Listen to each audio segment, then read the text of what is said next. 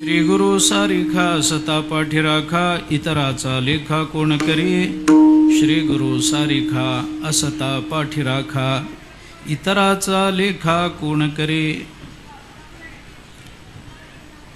सद्गुरु श्री ज्ञानेश्वर महाराजांचा अत्यंत प्रसिद्ध अत्यंत महत्त्वाचा असा अभंग आहे। या अभंगामधून ज्ञानोबारायांनी सद्गुरूंच्या संबंधामध्ये आपल्याला आलेला अनुभव आणि त्या अनुभवाच्या अनुषंगाने अंतःकरणामध्ये उत्पन्न होणाऱ्या भावना या अभंगामध्ये सदृष्टांत बोलून दाखवलेले आहे। त्याचा माझ्या मर्यादित वेळेमध्ये मर्यादित बुद्धीने जेवढा विचार करणं मला शक्य आहे तेवढा करण्याचा मी प्रयत्न करतो। हा एकदिवसीय महोत्सव हा गुरुपूजन सोहळा आहे। संप्रदाय निष्ठा असणारे वामन बाबा आणि संप्रदाय निष्ठा असणारे सावळाराम बाबा यांनी आपल्या कोकण प्रांतामध्ये विशेषतः पनवेल परिसरामध्ये संप्रदायाचा विचार आणि विस्तार हा तळागाळापर्यंत पोहोचवला। संतांची अपेक्षा एवढीच असते की तुम्ही आम्ही धर्मानं वागावं, नीतीनं वागावं, मर्यादेत वागावं। आपलं जीवन हे देवाने आपल्याला काही विचार करून दिलेलं असेल तर ते जीवन व्यर्थ घालवण्यामध्ये मानवी जीवनाचं तात्पर्य नाही। काही जीवनमूल्यांच्या धारणा मानवी जीवनाकडून झाल्या पाहिजेत। ती जीवनमूल्य आपल्या जीवनाचा स्थायी भाव झाला पाहिजे आणि अंततोगत्वा त्या जीवनमूल्यातूनच आपला परिचयही जगाला झाला पाहिजे। ही संतांची तुमच्या माझ्यासारख्या मानवी जीवनाकडून अपेक्षा आहे। माणसाला स्वैर वागा असं सांगावं लागत नाही, पण माणसाला मर्यादेत वागा असं सांगावं लागतं। कारण असं आहे, पर्वतावरून एखादा दगड खाली ढकलून देण्याकरता फार कष्ट लागत नाहीत। वरून नुसता धक्का दिला तरी अधःपतन होतं, परंतु खालून वर जायचं असेल तर मात्र फार कष्ट करावे लागतात। तो मोठी ती शिळा पर्वताच्या मस्तकावर नेऊन ठेवण्याकरता अतोनात परिश्रम लागत असतात। तसं मानवी जीवनाचं अधःपतन व्हायला काही फार वेळ लागत नाही। अजामिळाला काही फार बघावं लागलं नाही। चांगलं जीवन होतं ते वाईट व्हायला फार बघावं लागलं नाही। रस्त्यावर एका स्त्री पुरुषाचं युग्म अजामिळाने बघितलं आणि जीवन बिघडून गेलं। तो काळ जर बघितला अजामिळाचा, आपण भागवतामध्ये ते चरित्र पाहतो, वाचतो, ऐकतो। अधःपतनाला फार वेळ लागत नाही। अजामिळाने एवढं सगळं चांगलं जीवन एका दृश्यातून सगळं वाया घालवलं, अधःपतनाला नेलं। आता अशी दृश्य बघणारा टीव्हीच आपण घरात आणून ठेवलाय। अधःपतनाला फार वेळ लागणार नाही, खाली यायला फार वेळ लागत नसतो। एखादी घटना, एखादा शब्द आपल्याला कुठेतरी धक्का देतो आणि आपण अधःपतित होतो, परंतु खालून वर जायचं म्हटलं की फार कष्ट करावे लागतात आणि ते कष्ट सामान्य नसतात, सामान्य नसतात। मला एक छोटीशी गोष्ट आठवली, ती या निमित्तानं सांगतो आणि पुढे जातो। मला अभंगाकडे प्रवृत्त व्हायचंच आहे।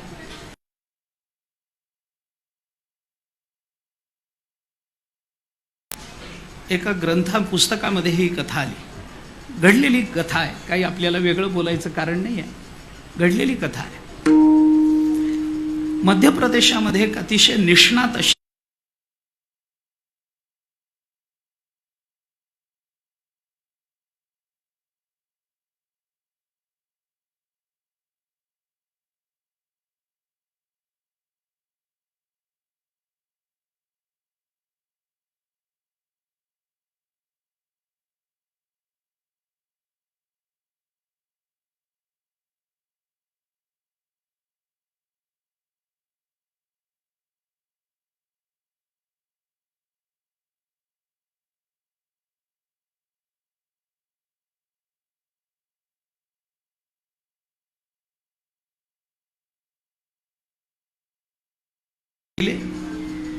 आणि त्याला सांगितलं किती दिवसांनी येऊ। होत नसतं, त्याच्याकरता त्या मूर्तीचा साचा तयार करावा लागतो। त्याला गाळावं लागतं धातूला, त्याला विशिष्ट आकार द्यावा लागतो, त्याला बारीक सारीक काम करावं लागतं, घासावं पुसावं लागतं आणि मग मूर्ती तयार होत असते. बरं म्हणे किती दिवस लागतील? त्या मूर्तिकारांनी सांगितलं, पहिल्यांदा त्याचा मला एक मातीचा साचा तयार करावा लागेल. मातीची मूर्ती पहिल्यांदा तयार करावी लागेल, त्याच्यातून साचा करावा लागेल आणि त्याच्यातून तुम्हाला धातूची मूर्ती मी तयार करून देईल. तुम्ही असं करा, एक महिन्याभराने मी मातीची मूर्ती तयार करेन, त्यावेळेला ती मूर्ती बघायला तुम्ही या. ती मूर्ती बघितल्यानंतर त्या मूर्तीमध्ये जर काही बदल असतील तर त्याच वेळेला सांगा, म्हणजे तशी मूर्तीत बदल करून आपल्याला चांगली मूर्ती बनवता येईल. त्याने सांगितलं ठीक आहे. एक महिन्याभरानंतर तो नेता गेला. मूर्ती तयार म्हणे, तयार केली, दाखवा. त्याने मूर्ती काढली, हुबेहूब मूर्ती बनवलेली. थोडेफार काही बदल म्हणे सांगा, अजून काही असेल तर सांगा. शरीराची चेहऱ्याची ठेवण काही बदल असेल तर सांगा. हातापायाची, पोटाची, छातीची ठेवण काही बदलायची असेल तर आत्ताच सांगा. पुन्हा एकदा साचा तयार झाला की काही बदल करता येत नाही. मूस तयार झाली की काही करता येत नाही, आत्ताच सांगा. त्यांनी सांगितलं नाही, सगळं व्यवस्थित आहे, अगदी अशीच्या अशी मूर्ती तुम्ही बनवा, माझ्या मनाला उतरलेली आहे, पसंतीला उतरलेली आहे. माझे वडील अगदी असे दिसत होते. त्यांनी सांगितलं ठीक आहे, मग साचा तयार करतो, त्याला एक 6 महिने जातील, तुम्ही 6 महिन्यानंतर या. त्यांनी सांगितलं ठीक आहे, पण म्हणे आता तुम्ही हा साचा वगैरे तयार केला, याला काही खर्च आला असेल तर मला तुम्हाला काही पैसे देणं लागतो मी, तर किती पैसे देऊ सांगा. त्यांनी सगळं बघितलं आणि त्यांनी सांगितलं की खरं तर मूर्ती झाल्यावर दिलेत तरी चालेल, पण तुमचा आग्रह असेल तर एक 50,000 रुपये आज मला देऊन जा. त्या काळामध्ये 50,000 रुपये त्याला मूल्य होतं, त्याला मूल्य होतं. जुन्या काळामध्ये स्वस्ताई होती पण पैसा महाग होता. आताच्या काळामध्ये महागाई झाली पण पैसा फार स्वस्त झाला. 2 तासाची 25,000 किती स्वस्त आहे, किती पैसा स्वस्त व्हावा, याला काही मर्यादा आहे का? याला काही मर्यादा आहे का? पैसा महागाई झाली ही गोष्ट खरी आहे, महागाई झाली. जुन्या काळामध्ये स्वस्ताई होती पण पैसा महाग होता, सहसा मिळत नसे. आताच्या काळामध्ये महागाई झाली पण पैसा फार स्वस्त झाला आहे. लाख आणि कोटी ही भाषा नवीन राहिलीच नाही, आता नवीनच राहिली नाही.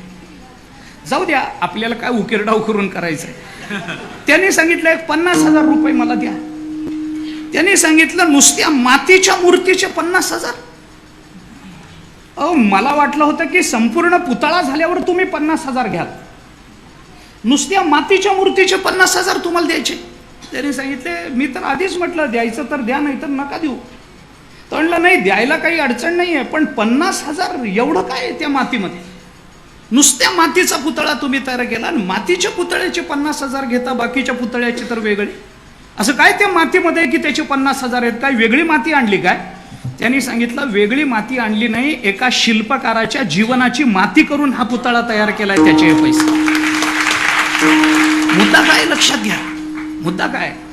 आज आपण जे जीवनामध्ये चांगले वागतो ना, आपल्या परिसरामध्ये, पनवेल परिसरातल्या मंडळींना सांगतो, आपण जे कारण आपण जे वाह्यात वर्तन करत नाही, आपण जे संप्रदायाला सोडून राहत नाही, आपण जे चांगलं खातो, आपण ज्या पद्धतीनं चांगलं राहतो, आपण जे रामकृष्ण हरिभजन करतो, आपण जे ज्ञानेश्वरी वाचतो, आपण ज्या तुकोबारायांच्या अक्षरांच्या चरणाचा आश्रय करून राहतो, आपण जो हरिपाठ करतो तो आपल्यापर्यंत सहज आला नाही, त्या 2 महात्म्यांच्या जीवनाची माती झाली म्हणून आज आपण इथे उभे आहोत. सहज नाही. जुन्या लोकांनी आपलं आयुष्य घालवलंय म्हणून आज आपण सन्मार्गावर आहोत. नाही तर वाया जायला किती वेळ लागतो मला सांगा. चांगले चांगले वाया गेले, चांगले चांगले, मला नावं घ्यायचीच नाहीत, चांगले चांगले वाया गेले. म्हणून मी अशा वेळेचं उदाहरण घेऊन पुढे निघालोय. उगीच कुणाचा अपवाद नको आपल्यावर. आता तो काही येत नाही, माझं नाव कसं काय घेतलं कीर्तनामध्ये म्हणून घ्यायचं, दुसरं काय. चांगले चांगले वाया जातात. परंतु जुन्या लोकांनी आपल्याला काही परंपरा घालून दिल्या, जुन्या लोकांनी आपल्याला काही सन्मार्ग दाखवला. संतांचं हे काम आहे, जगा लावावे सत्पथी, हेची साधूंची पैकृती. नाथ महाराजांचं वचन. नाथ महाराज बोलतात, संतांच्या विभूती धर्मालागी अवतरती, धर्मरक्षणा कारणे साधू होताती अवतीर्णे. जगा लावावे सतपथी हेची साधूंची पैकृती. जगाला सतपथाला लावावं हेच साधूंचं कर्तव्य आहे. हेच ते करण्याकरता इथं अवताराला आले वगैरे वगैरेची प्रमाणं आपल्याला बरीचशी देता येतील. आणि म्हणून अशा पद्धतीनं आत्मकल्याण साधून घेऊन जगत कल्याणाकरता ज्यांची प्रवृत्ती झालेली आहे आणि जगत कल्याण करत ज्यांनी आपल्या जीवनाचं ज्ञानोबाराय तुकोबारायांच्या चरणी समर्पण केलेलं आहे, अशा श्री गुरूंच्या स्मृतीच्या निमित्तानं हा उत्सव आज आपण संपन्न करतो. त्याचं महत्व लक्षात घ्या, त्याचं मूल्य लक्षात घ्या. जयेश महाराजांना काहीतरी कार्यक्रम करायचा होता म्हणून ते इथं आले आणि कार्यक्रम केला असं झालेलं नाहीये.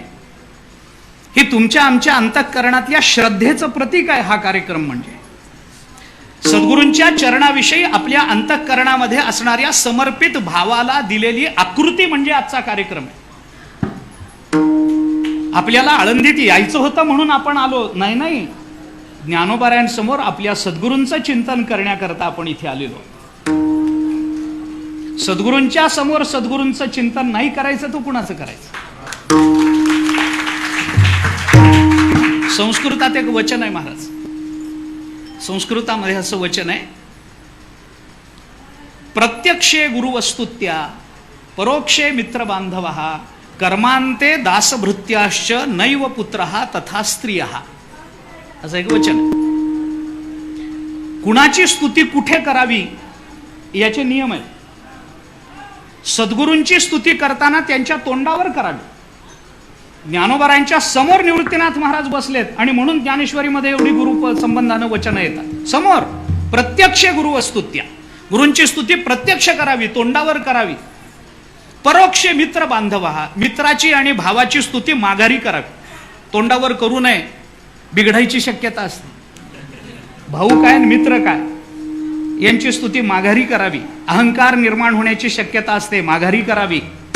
कर्मांते दासभृत्याश्च, दास आणि सेवकांची स्तुती ही काम झाल्यावर करावी, कामाच्या सुरुवातीला करू नये. आणि नैव पुत्रः तथा स्त्रियः, बायकोची मुलाची स्तुती तोंडावरही करू नये, माघारी करू. नैव पुत्रः तथा स्त्रियः. आता हे घरी मोर्चे यायचंच काम. त्याचं कारण आहे काय? आता साधं सामान्य कारण जर सांगायचं झालं तर बायकोची स्तुती तोंडावरही करू नये, माघारी करू नये म्हणजे आपल्या ठिकाणी इतकं सामर्थ्यच नाहीये की आपण तिची स्तुती करू शकू.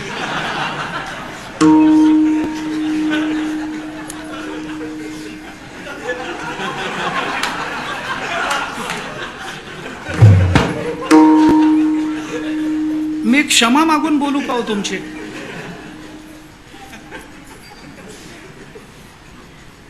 जाऊ द्या, काय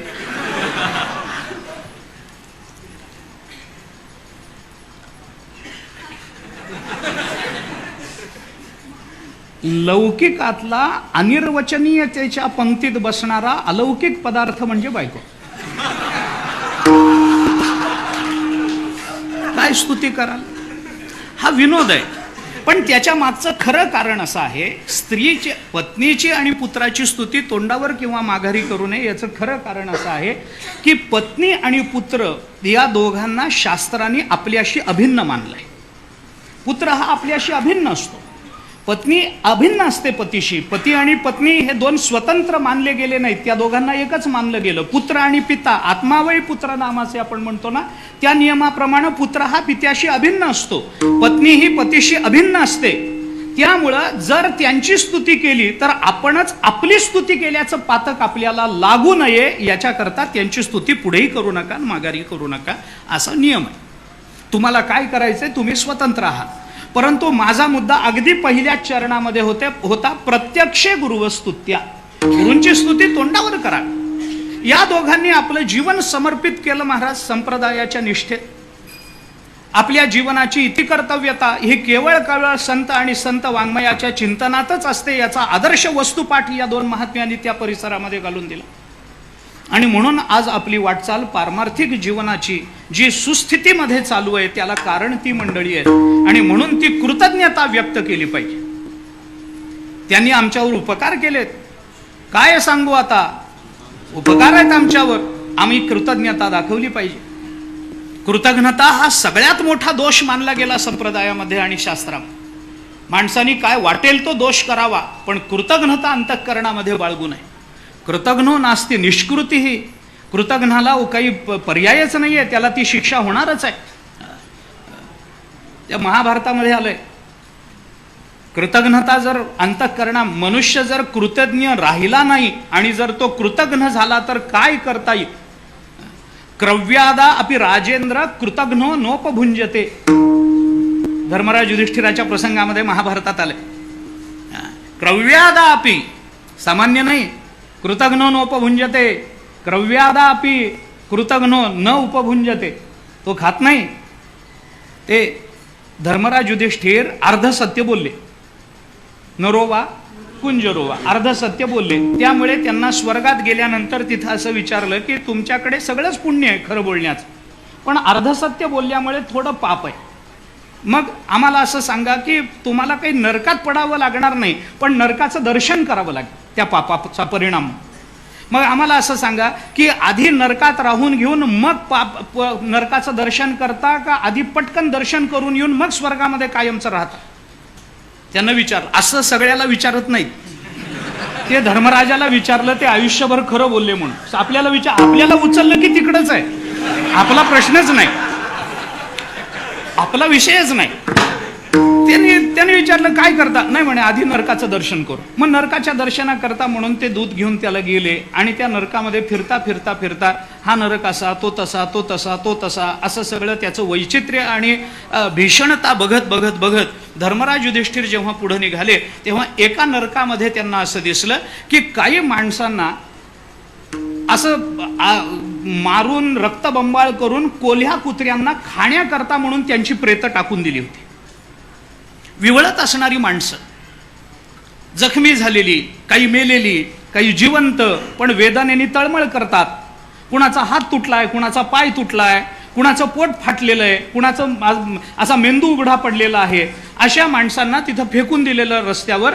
आणि कोल्हे कुत्रे लांडगे जवळ यायचे, त्याच्या जवळ जाऊन वास घ्यायचे आणि त्याला न खाता तिथून निघून जायचे. धर्मराजाला हा प्रश्न पडला की अरे हे मांस तर कोल्ह्या कुत्र्याचं आवडतं खाद्य आहे. अनेक कुत्री मांस खातात.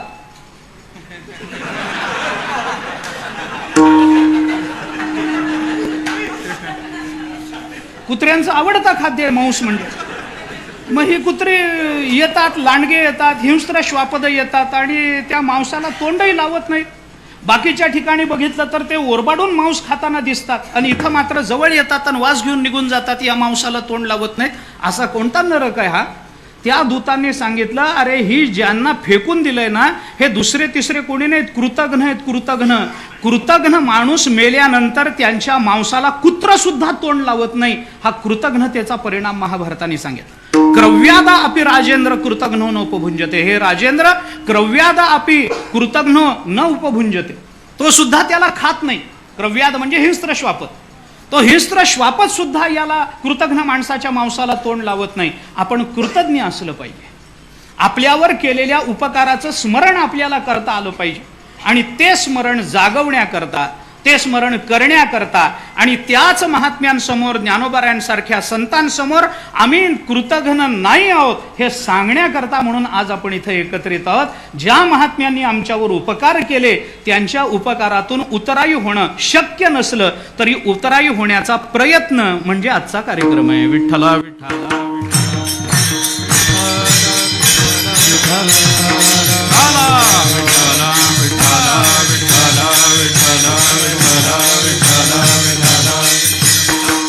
आणि म्हणून त्यांच्याच सन्मुख उभं राहून त्यांचं चिंतन जर करायचं असेल तर त्याच्याकरता सद्गुरूंचं वर्णन कोणत्या परिभाषेमध्ये करावं, कोणत्या शब्दातून करावं.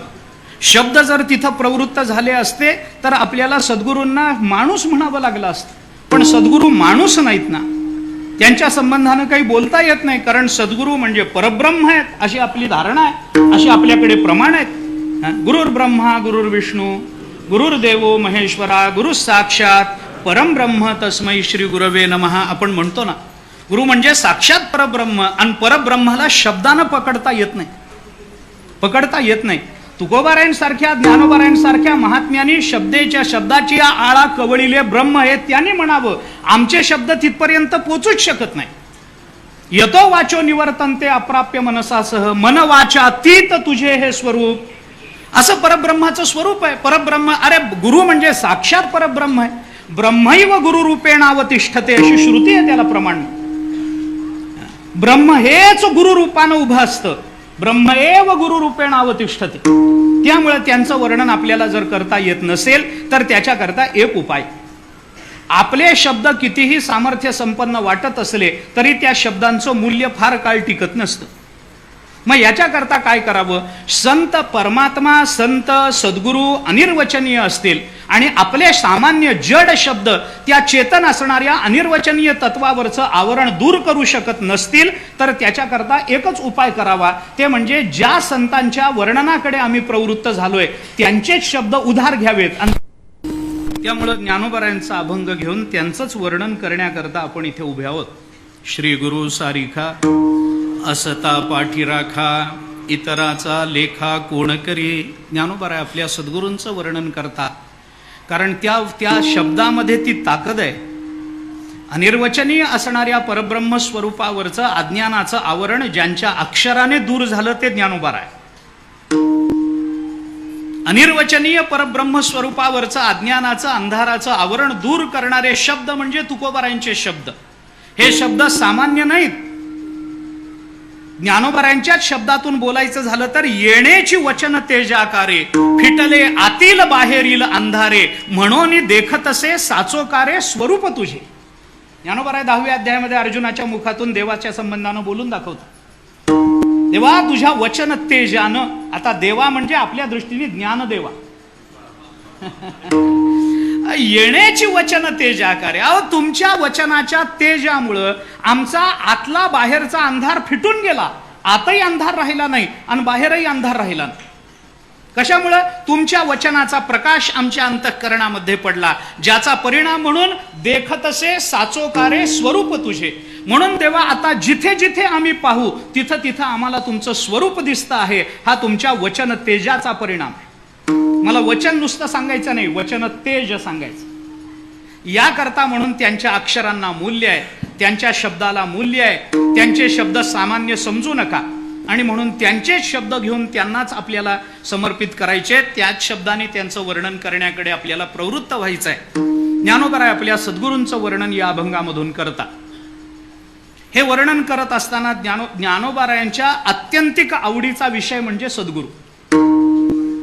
आता हे गुरुतत्व काय आहे याच्याकरता आपल्याला वेळ फारसा नाहीये हे सगळं सांगत बसायला. परंतु ज्ञानोबारायांच्या अत्यंतिक आवडीचा विषय तो म्हणजे सद्गुरू. आणि त्याही पेक्षा पुढे जाऊन जरा अधिक स्पष्ट बोलायचं झालं तर ज्ञानोबारायांची सद्गुरूंबद्दलची प्रीती, प्रेम, आवड हे ज्ञानेश्वरी आणि अनुभवामृतासारख्या ग्रंथामधून इतक्या वेगवेगळ्या पद्धतीनं अभिव्यक्त झालेलं आहे की असं वाटतं ते सगळं वाचल्यानंतर की ज्ञानोबारायांना परमात्म्यापेक्षाही सद्गुरूंची आवड जास्त आहे. एक वेळ ज्ञानोबाराय देवाला दूर करतील पण सद्गुरूंना सद्गुरूंसमोर नतमस्तक होतील असे ज्ञानोबारायांचे शब्द आणि प्रमाण आपल्याला दिसून येतात. देव सारावे परते, संत पूजावे अरते, हे आपल्याला ज्ञानोबारायांनी बोलून दाखवलं. देवाला बाजूला करा, आपल्याला पुष्कळ प्रमाण आहेत, मला ते सांगायचं नाही आहे. पण ज्ञानोबारायांच्या अत्यंतिक आवडीचा विषय, किती आवडीचा. ज्ञानेश्वरीचं चिंतन करताना एक सामान्य 2 युक्तिवाद आपल्यासमोर ठेवून पुढे जाणार. सामान्य पहिला असा आहे की ज्ञानोबारायांना सद्गुरूंची इतकी आवड आहे की पहिल्या अध्यायामध्ये भगवंताचं सगुण आणि निर्गुणाचं नमन झाल्यानंतर त्याच्या पुढं 18 अध्यायापर्यंत ज्ञानोबारायांनी ना सगुणाला वंदन केलंय ना निर्गुणाला केलं. पुढच्या सगळ्या जवळजवळ सगळ्या अध्यायामध्ये जिथं जिथं मंगलाचरण आलेलं आहे त्या सगळ्या मंगलाचरणाचा विषय हा फक्त आणि फक्त सद्गुरूच राहील. फक्त पहिला अध्याय अपवाद आहे, फक्त पहिला अध्याय. या पहिल्या अध्यायामध्ये 3 नमनं अशी आहेत की जी नमनं सद्गुरूंना सोडून झाली. त्याच्यातलं पहिलं नमन निर्गुण निराकाराचं, ज्ञानेश्वरीची पहिली ओवी, ओम नमोजी आद्या वेद प्रतिपाद्या जय जय स्वसंवेद्या आत्मरूपा. इथून दुसऱ्या ओवीपासून ते पुढं ज्ञानोबारायांनी सगुण साकाराचं नमन करायला प्रारंभ केलं. देवा तूची गणेशू सकलार्थमती प्रकाशू म्हणे निवृत्तीदासू अवधारी जोजी. इथून ज्ञानोबारायांनी ते नमन करायला प्रारंभ केला. कुठपर्यंत? आकार चरण युगुल उकार उदर विशाल मकार महामंडल मस्तकाकारे हे तिन्ही एकवटले हे शब्द ब्रह्म कवळले जे मिया श्री गुरुकृपा नमिले आदि बीज. इथपर्यंत सगुण साकार गणेशाचं वर्णन ज्ञानोबारायांनी नमन म्हणून केलं. आणि त्याच्यानंतर ज्ञानोबारायांनी तिसरं मंगलाचरण केलं. आता अभिनव वाग्विलासनी जे चातुर्यार्थ कलाकामिनी ते श्री शारदा विश्वमोहिनी नमिली मिया. बस संपलं. शारदेचं नमन केलं तिसरं.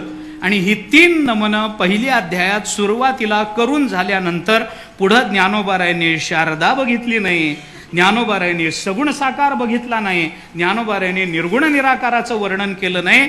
ज्या ज्या अध्यायांना मंगलाचरणं आलेली आहेत ती सगळी पहिल्या अध्यायाच्या नंतरची मंगलाचरणं फक्त आणि फक्त गुरुचं कर्तृत्व आणि गुरुचं स्वरूप यांना विषय करणारी ठरली आहेत. विठ्ठला विठ्ठला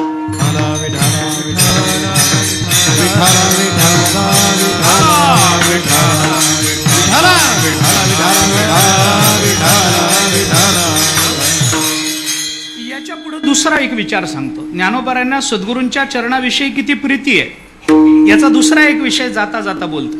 हे सगळं मंगलाचरणाच्या बाबतीत जसं आपल्याला विचारात घेता येतं ना तसा दुसरा विचार जर केला तर मंगलाचरण झाल्यानंतर पुढे ज्ञानेश्वर महाराजांनी भगवान श्रीकृष्ण आणि अर्जुन या दोघांच्या संवादावर जे भाष्य केलंय म्हणजे संपूर्ण ज्ञानेश्वरी पुढे जी अभिव्यक्त केली त्या संपूर्ण ज्ञानेश्वरीमध्ये अनेक प्रसंगामध्ये काही कारण नसताना ऐका काही कारण नसताना सुतावरून स्वर्ग गाठतात असं म्हणतात. त्या पद्धतीनं कुठला तरी सद्गुरूच्या वाचक एखादा शब्द धरून ज्ञानोबाराय जे सद्गुरूकडे सरकलेत त्याच सद्गुरूंना त्यांना पुन्हा हाताला धरून विषयावर आणावं लागले. निवृत्तीनाथ महाराजांचं वर्णन करण्यामध्ये देहभान हरपून जातं ज्ञानोबारायांचं. त्यांना काळ कळत नाही, वेळ कळत नाही, विषय काय चाललाय हे कळत नाही. समोर माईक दिसला की माणसाला जसं काही सुचत नाही. अरे ते ज्ञानोबाराय आहेत, ते कोणी सामान्य माणूस नाहीये जन्माला आलेला आईच्या पोटी. अरे ते साक्षात उघड परब्रह्म आहे जे तुमच्या माझ्या कल्याणाकरता म्हणून मानवी देह धारण करून आलं. ते कोणी सामान्य नाहीत. बरं ज्यांचं वर्णन करायचंय ते कोणी सामान्य नाहीत. ते सदाशिवाचा अवतार आहेत, हे विष्णूचा अवतार आहे. वर्णन करणारे दोघेही परब्रह्म स्वरूप आहेत. पण ते ज्ञानोबाराय सद्गुरूंचं वर्णन करताना काही बघत नाहीत. विषय काय चालला, कुठं चालला, आपण हे बोलणं आता योग्य आहे का नाही. मग पुन्हा पुन्हा पुन्हा धरून निवृत्तीनाथ महाराजांना अरे बाबा झालं, कळलं, माझं वर्णन झालं, आता बस झालं. हे सांगण्याकरता तू इथं बसलायस का? हे सांगण्याकरता बसलायस का? मलाच माझंच वर्णन सांगशील का? अरे मी तुझ्या समोर बसलोय. आपलंच कीर्तन दुसरा कीर्तनकार आपल्या समोरच करताना कसं वाटत असेल?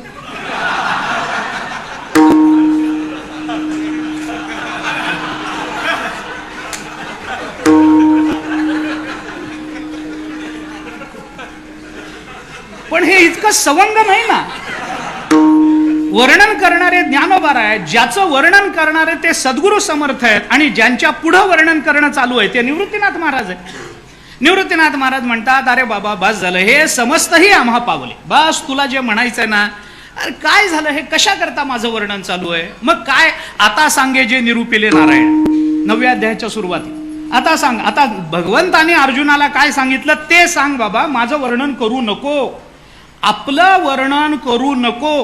हे ज्ञानोबारायांना पुन्हा पुन्हा निवृत्तीनाथ महाराजांना सांगावं लागत असेल तर ज्ञानोबाराय सद्गुरूंच्या वर्णनाकडे केवढ्या वेगानं आणि केवढ्या आत्मीयतेनं प्रवृत्त होतात याची फक्त आपण कल्पनाच करू शकतो. विठ्ठला विठ्ठला विठ्ठला विठ्ठला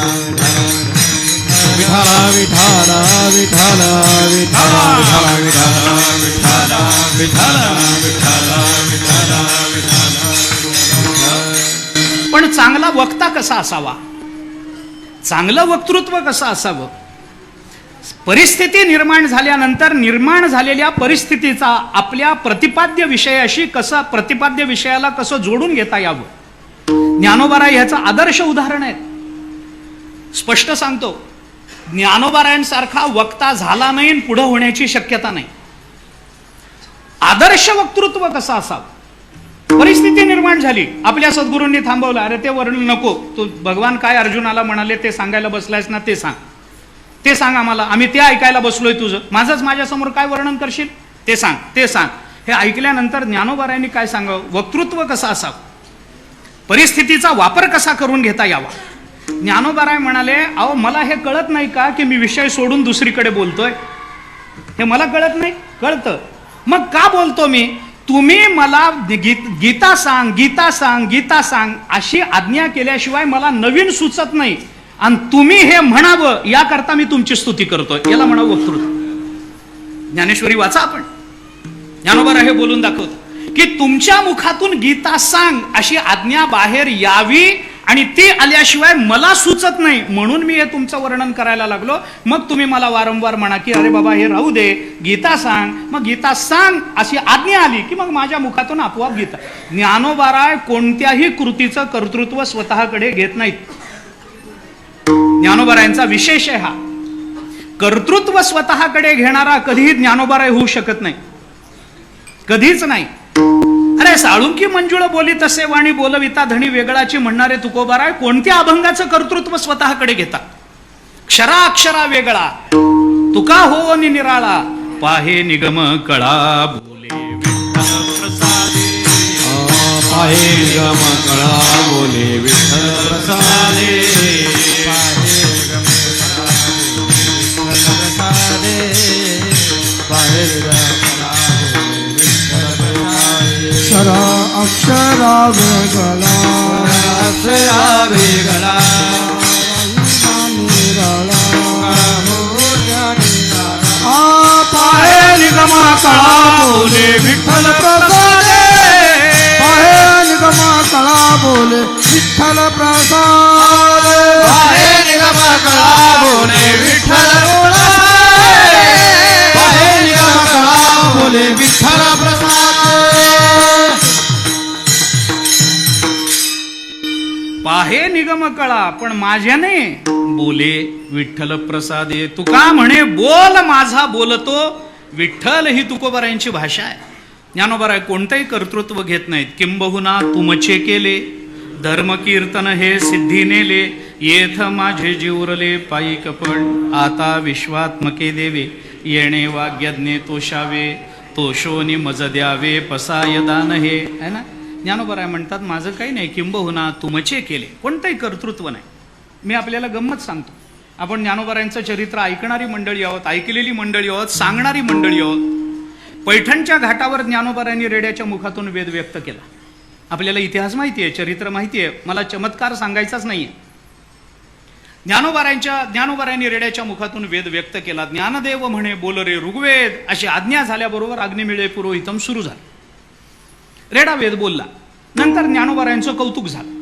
अरे काय महात्मा, केवढा महात्मा, रेड्याच्या मुखातून वेद, रेड्याच्या मुखातून वेद. ज्ञानोबारायांचं कौतुक, अहो असा कसा बोलवला, असा कसा बोलवला, मोठं कौतुक झालं.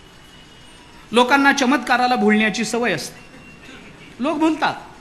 पण जे भुलू शकतात आणि भुलून का होईना पण परमार्थाला लागतात, त्यांच्याकरता चमत्कार निर्माण करणं ही त्या काळाची आवश्यकता असते. कारण भुलणारे लोक भुलून अन्य ठिकाणी जाण्यापेक्षा भुलून परमार्थात आले तर सुधारण्याची शक्यता जास्त असते. याच्याकरता जे काही असेल ते चमत्कृती हा काही ज्ञानोबारायांचा स्थायी भाव नाहीये. चमत्कृतीमध्ये ज्ञानोबाराय स्वतः फार लक्ष घालत नाहीत.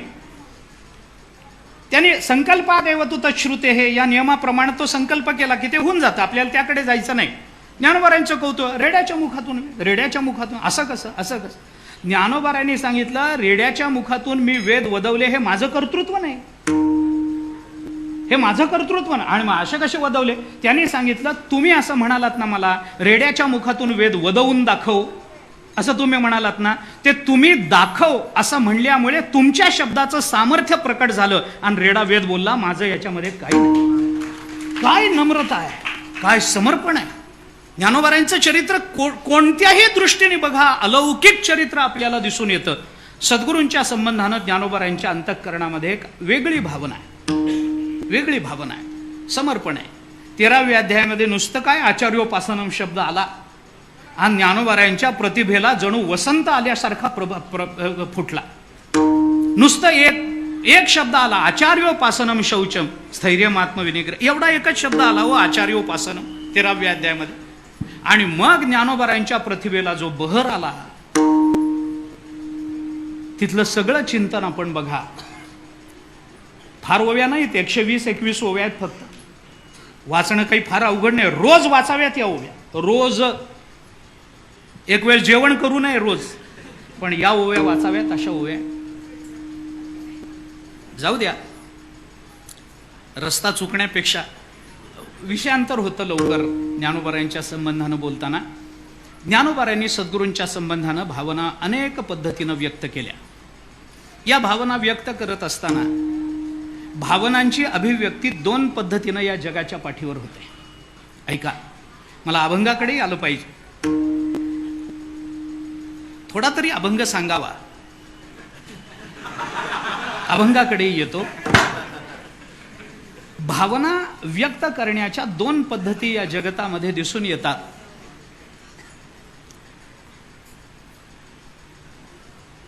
एक भावना व्यक्त होते ती अनुभवातून व्यक्त होते, आणि दुसरी भावना व्यक्त होते ती अनुवादातून व्यक्त होते. अनुवाद आणि अनुभव या 2 भूमिकांमधून आपल्या भावना व्यक्त होऊ शकतात. ज्ञानोबारायांच्या भावना या अनुभवातून व्यक्त झालेल्या आहेत, अनुवादातून व्यक्त झालेल्या नाही. आपण ज्ञानोबारायांच्या विरहिणींचा अभ्यास केला तर आपल्याला कळेल, ज्ञानोबाराय खरं म्हणजे पूर्ण पुरुष आहेत, पूर्ण पुरुष आहेत. जसं ज्ञानोबारायांनी शुकाचार्यांचं वर्णन करताना विषय जिणोनी जन्मले ऐसे शुकादी दादुले असा दादुला शब्द वापरून शुकाचार्यांना पूर्ण पुरुष म्हटलं ना, तसं ज्ञानोबाराय स्वतः सुद्धा विषय जिणोनी जन्मलेले, तुकोबाराय विषय जिणोनी जन्माला आलेले. सगळेच संत महात्मे आपण ज्यांचं स्मरण करतो, निवृत्तीनाथ महाराज ते निळोबाराय ही परंपरा आपण मानणारे लोक, हे सगळे पूर्ण पुरुष आहेत. पण ज्ञानोबाराय पूर्ण पुरुष असून सुद्धा विरहिणीमध्ये ज्ञानोबाराय स्वतः गोपिका होता. पतिव्रता मी परद्वारिणी, हे ज्ञानोबारायांचे शब्द आहेत. हा अनुवाद आहे का हो गोपिकांच्या अनुभवाचा? हा अनुवाद नाही. ज्ञानोबाराय तो अनुभव घेऊन बोलतात. ज्ञानोबाराय स्वतः गोपिका आहेत. ज्ञानोबाराय कोणी सामान्य नाहीत. आणि ज्ञानोबाराय ही गोपिका ज्ञानोबारायांच्या विरहिणीतूनच अभिव्यक्त होताना आपल्याला दिसते. किती सांगू मी प्रमाण आपल्याला, किती प्रमाण सांगू. जागृती पुसे साजणी कवण बोलिले अंगणी निरखिता वो नयनी वृंदावनी देखिला मनी वेधूतयाचा. जागृती पुसे साजणी. जागृती आपल्या साजणीला, मैत्रिणीला विचारते, अगं अंगणात कोण बोलून गेलं? जागृतीला माहित नाही कोण बोलून गेलं ते, कारण ती मैत्रिणीला विचारते, कवण बोलिले अंगणी निरखितावो नयनी वृंदावनी देखिला. कोण आहे बाबा सांग, कोण? कवण बोलिले अंगणी. कुणाला विचारते? साजणीला विचारते. बरं, ती म्हणते मला माहित नाही. मग पुन्हा सुषुप्ती आणि स्वप्न. स्वप्न सांगे सुषुप्ती असो ममता हे चित्ती. ती स्वप्न सुषुप्ती म्हणतात, आम्हालाही माहित नाही अंगणामध्ये कोण बोलून गेलं. मग तुर्येला विचारलं, तुर्ये तुला तरी माहिती पाहिजे, तू तुर्य आहेस, 4थी अवस्था आहेस, तू तर मोक्ष आहेस, तुला कळलं पाहिजे कोण बोलून गेलं अंगणामध्ये. तुर्या म्हणते आपल्याला काही माहित नाही भाऊ कोण बोलून गेलं. आणि मग जेव्हा जागृती, स्वप्न, सुषुप्ती, तुर्या या 4ही जणी सांगू शकत नाहीत की अंगणात कोण बोलून गेलं, तेव्हा ती साजणी सांगते, अगं निरखिता व नयनी वृंदावनी देखिला मनी वेधुवतयाचा तोच पंढरी राये तो म्या पाहिला. आणि ही साजणी कोण आहे तर जागृती, स्वप्न, सुषुप्ती आणि तुर्या यांची मैत्रीण दुसरी कोणी नसून प्रत्यक्ष ज्ञानोबाराय हीच साजणी, की जिला हे सांगता येतं की जो वृंदावनात आहे ना तोच पंढरपूरला आला, हे सांगणारे ज्ञानोबाराय ती साजणी आहे. मग ज्ञानोबाराय जर पूर्ण पुरुष असतील तर त्यांना साजणी हा शब्द लावणं बरोबर आहे काय? बरोबर नाही. पण ज्ञानोबारायांनी केलेला तो अनुवाद नाही, ज्ञानोबारायांचा तो अनुभव आहे. अनुभवातून व्यक्त होणारी भावना ही ऐकणाऱ्याच्या अंतःकरणापर्यंत रुजत असते. काय होतं, आपल्याकडे 2 भूमिका आहे. आता या सगळ्याच गोष्टींचा विचार मला कितपत विस्ताराने सांगता येईल मला माहिती नाही. शब्द जेव्हा आत घेतो मनुष्य, कानाच्या द्वारातून शब्द जेव्हा आत जातात कानाच्या महाद्वारी गीता गजर जेथ करी. ज्ञानोबारायांनी म्हटलंय ना, या कानाच्या महाद्वारामधून ज्या वेळेला शब्द आत जातात तेव्हा त्या शब्दांना दोन रस्ते फुटत असतात. एक रस्ता फुटतो तो अंतःकरणापर्यंत जातो आणि दुसरा रस्ता फुटतो तो वर जातो आणि बुद्धीमध्ये जाऊन संपतो. शब्दाच्या ग्रहणाला दोन रस्ते फुटतात. एक बुद्धीपर्यंत जाऊन थांबणारा रस्ता आहे आणि दुसरा अंतःकरणामध्ये उतरणारा रस्ता आहे. मला फक्त एकच वाक्य बोलायचंय. अनुवादातून आलेले शब्द बुद्धीपर्यंत जाऊन थांबतात, जिरतात, विरतात, संपतात. पण अनुभवातून आलेले शब्द हे अंतःकरणात उतरत असतात. कारण का? बुद्धीपर्यंत गेलं म्हणजे संपलं. बुद्धी फक्त त्याची चिकित्सा करते. ज्याला बुद्धी आहे ना अंतःकरण नाही, त्याच्या डोळ्यात पाणी येणं शक्य नाही. त्याच्या डोळ्यात पाणी येणार नाही. पण आम्हाला अंतःकरणात उतरणारे शब्द पाहिजे, ते अनुभवातून यावे लागतात. म्हणून प्रस्तुत अभंगाचा विचार जर ज्ञानोबारायांच्या केला तर ज्ञानोबारायांनी पहिल्यांदा अनुभव सांगितला आणि त्या अनुभवाच्या आधारावर ज्ञानोबारायांनी आपला भाव सद्गुरूंच्या संबंधानं व्यक्त केला. त्यांचा अनुभव काय आहे? अभंगाच्या शेवटच्या चरणामध्ये ज्ञानोबारायांनी ज्ञानदेव म्हणे तरलो तरलो, ज्ञानदेव म्हणे तरलो तरलो, ज्ञानदेव म्हणे तरलो तरलो, ज्ञानदेव म्हणे तरलो तरलो, ज्ञानदेव म्हणे तरलो तरलो, ज्ञानदेव म्हणे तरलो तरलो, ज्ञानदेव म्हणे तरलो तरलो, ज्ञानदेव म्हणे तरलो तरलो. आता बुधारीलो गुरु कृपे, आता बुधारीलो गुरु कृपे,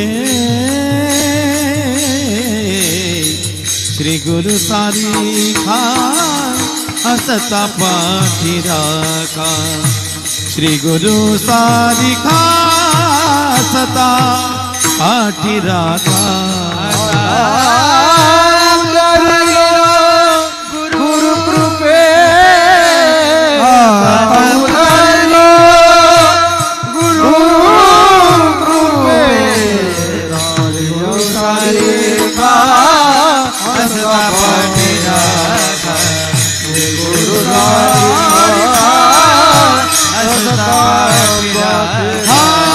ज्ञानदेव म्हणे तरलो तरलो,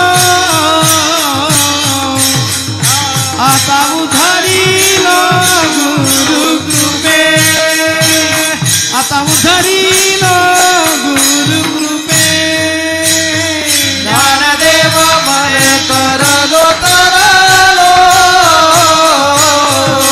आता उधळीलो गुरु कृपे, आता उधळीलो गुरु कृपे.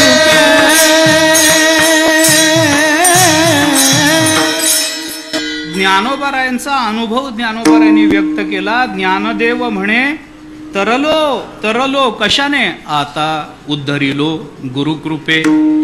गुरुकृपानं आम्ही तरुण गेलो. ही गुरुकृपा आम्हाला तारून नेते. आम्ही तरुण गेलो आणि गेल्यामुळे आता आम्हाला ही भावना बोलून दाखवण्याचा अधिकार आहे की श्री गुरु सारिखा असता पाठीराखा, इतराचा लेखा कोण करी.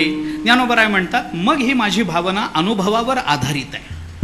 अनुभवातून जी भावना व्यक्त होते ती भावना तीव्र असते. अनुवादातून भावना व्यक्त होत नाही का? अरे स्त्री भूमिका ही अनुवादातही घेता येते, येत नाही असं नाहीये. उदाहरण मी आपल्याला सांगतो. एखादी स्त्री आहे, तिने एखादी कादंबरी लिहिली, एखादं पुस्तक लिहिलं, ते दुसऱ्या कुठल्या तरी भाषेत आहे, तमिळमध्ये आहे, कानडीमध्ये आहे, तेलुगूमध्ये आहे किंवा आणखीन कुठल्या परक्या भाषेमध्ये आहे. तर त्या पुस्तकाचा, त्या कादंबरीचा अनुवाद करणारा जर महाराष्ट्रात पुरुष असेल आणि जर त्या मूळ पुस्तकामध्ये मी तिकडे गेले असं लिहिलेलं असेल तर हा पुरुष असूनही याला काय लिहावं लागतं? मी तिकडे गेले. कारण का? तो अनुवाद करावा लागतो. अनुवादामध्ये सुद्धा भूमिका बदलाव्या लागतात, पण अनुवादामध्ये घेतलेली भूमिका ही स्थिरपणाने टिकू शकत नाही. अनुभवातून निर्माण झालेली भावना ही मात्र बदलत नसते. अनुभवातून निर्माण झालेल्या भावनेला व्यभिचार चालत नाही. अनुवादातून निर्माण झालेली भावना ही नेहमी व्यभिचारी असते. कारण तो पुरुष जेव्हा दुसऱ्या पुरुषाच्या ग्रंथाचा अनुवाद करतो त्यावेळेला आपलं स्त्रीत्व टाकून देतो आणि पुन्हा दुसरं पुरुषत्व धारण करतो. हा व्यभिचार हा फक्त अनुवादात येतो. अनुभव आला की अनुभवामध्ये व्यभिचार नाही. ज्ञानोबा अनुभवातून बोलतात. ज्ञानदेव म्हणे तरलो तरलो आता उद्धरिलो गुरुकृपे. गुरुकृपे आम्ही उद्धरून गेलो ही भाषा आहे. दुसरा एक अन्वय याच शब्दाच्या अनुषंगानं मला जाता जाता बोलून दाखवायचं. श्रीगुरु सारिखा असता पाठीराखा इतराचा लेखा कोण करी, असं ज्ञानोबा म्हणतात. काय एवढं सद्गुरूमध्ये की त्यांनीच आमचा पाठीराखा झाल्यावर इतर कुणाची मदत घ्यायचं काही कारणच नाही, इतर कुणाची किंमत करायचं काही कारण नाही, इतरांच्या आश्रयाची माणसाला गरज राहत नाही.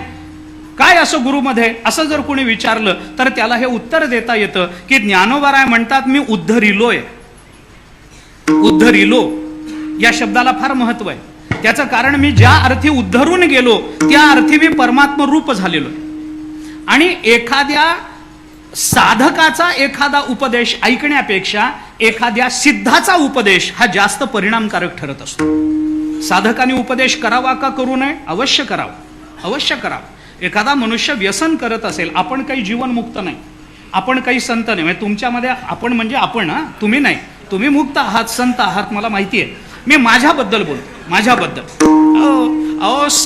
असं आहे, श्रोत्यांबद्दल किती प्रेमाची आणि किती उन्नतीची भाषा करावी हे सुद्धा ज्ञानोबारायांकडूनच शिकलं पाहिजे. श्रोत्यांना एकदाही ज्ञानोबाराय टाकून बोलले नाहीत 9000 ओव्यामध्ये, एकदा पण नाही. तुम्हाला काय कळतच नाही असं म्हणले असते तर तिथं काय नव्हतं. तिथं ज्ञानोबारायांना विरोध करणारे कोण? हो, आम्हाला कळत नाही, हे खरंच होतं आणि खरंच होतं. पण ज्ञानोबाराय एका अवाक्षरानं, एका शब्दानं श्रोत्यांना कधी उठता, अरे प्रभू तुम्ही महेशाची मूर्ती म्हणता, हो तुम्ही संत माझी आकडा, दिठीचा कराल बहुडा तरी तुम्हा माने एवढा होईन मी. ही ज्ञानोबारायांची भाषा. अर्थात श्रोत्यांमध्ये निवृत्तीनाथ महाराज बसलेले असतात. आपल्या श्रोत्यांमध्ये बहुतेक मंबाजीच जास्त. ज्ञानोबारायांच्या श्रोत्यामध्ये निवृत्तीनाथ महाराज आहेत आणि निवृत्तीनाथ महाराज सदाशिवाचा अवतार आहेत म्हणून प्रभू तुम्ही महेशाची मूर्ती आहात. हे बरोबर आहे, हे बरोबर आहे, ते जमून जातं. परंतु जाऊ द्या, आपल्या श्रोत्यांबद्दल आपल्याला आता आपण ज्ञानोबारायांच्या समोर आहोत ना, आपण ज्ञानोबारायांचे श्रोते. ऐका, आपण काही मुक्त नाही, आपण काही संत नाही, पण तरी आपल्या समोर एखादा मनुष्य व्यसन करत असेल तर आपण त्याला सांगावं की सांगू नये? बाबा हे करू नये, सांगावं की सांगू नये? अवश्य सांगा, अवश्य सांगा. साधकाने उपदेश करू नये का? अवश्य करावा. पण साधकाच्या उपदेशाचा परिणाम आणि सिद्धाच्या उपदेशाचा परिणाम याच्यामध्ये अंतर आहे. आणि त्या अंतराचं कारणही तेच आहे की साधक जेव्हा उपदेश करतो तेव्हा सिद्धाचा ऐकून त्या उपदेशाचा अनुवाद करत असतो आणि सिद्ध जेव्हा उपदेश करत असतो तेव्हा तो अनुभवातून करत असतो. विठ्ठला विठ्ठला विठ्ठला विठ्ठला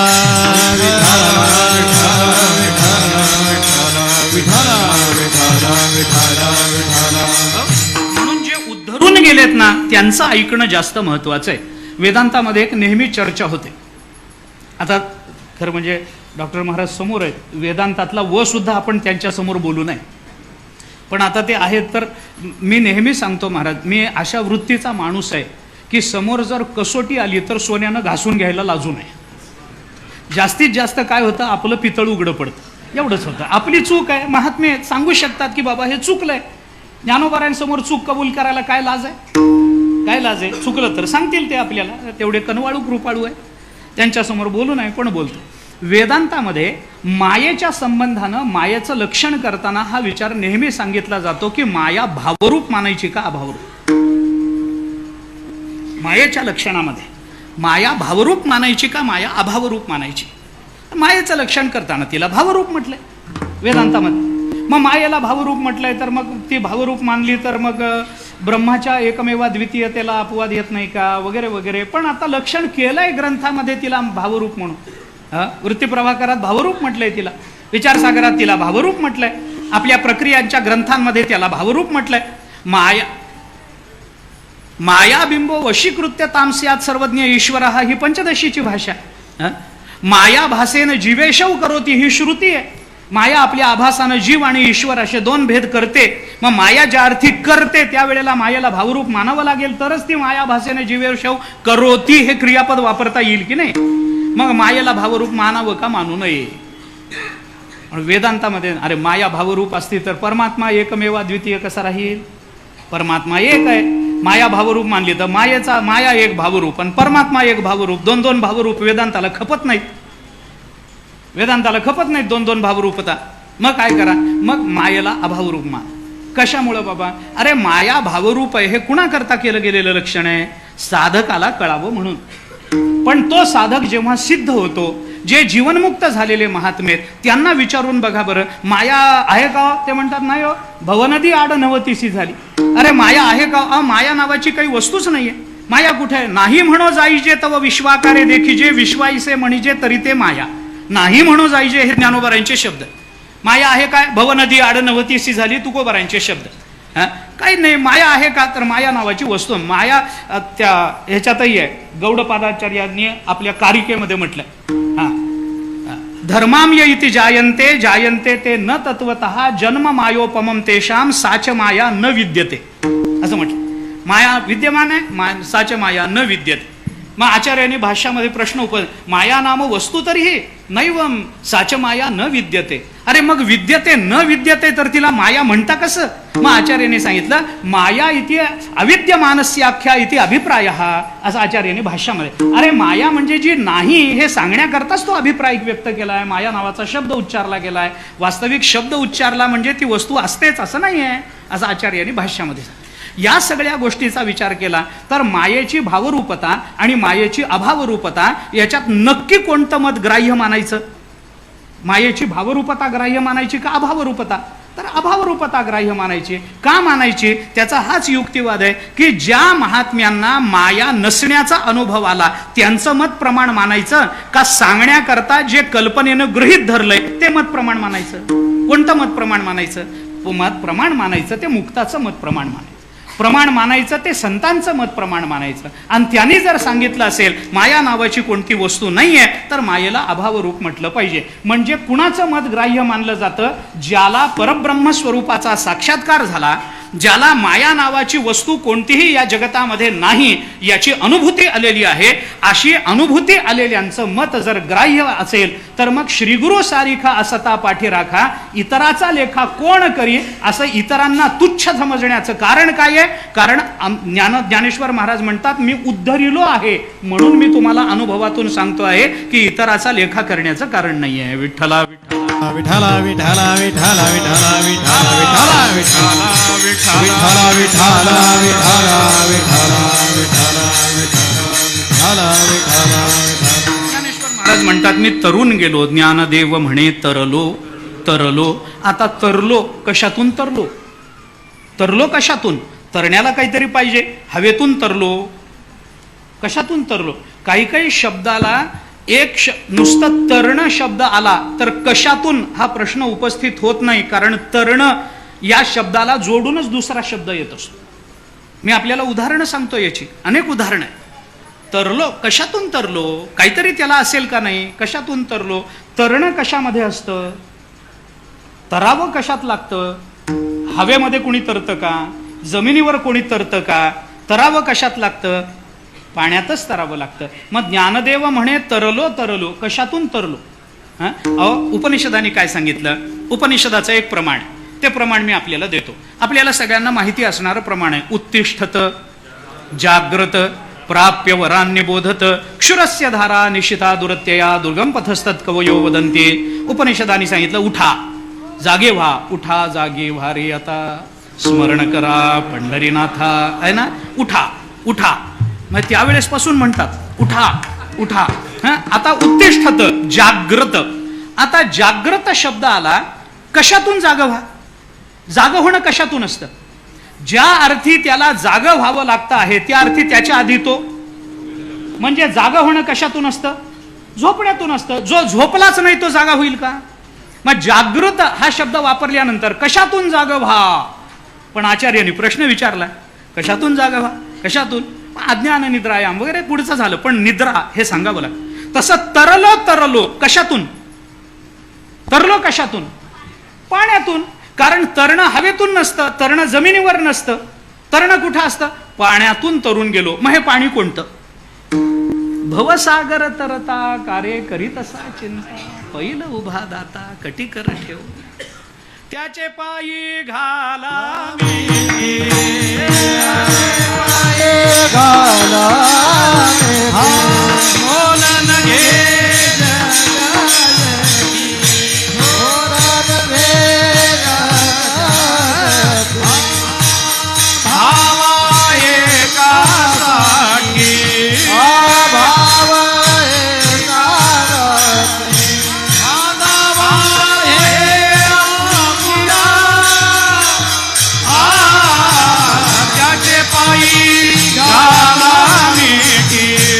त्याचे पायी घाला मिठी,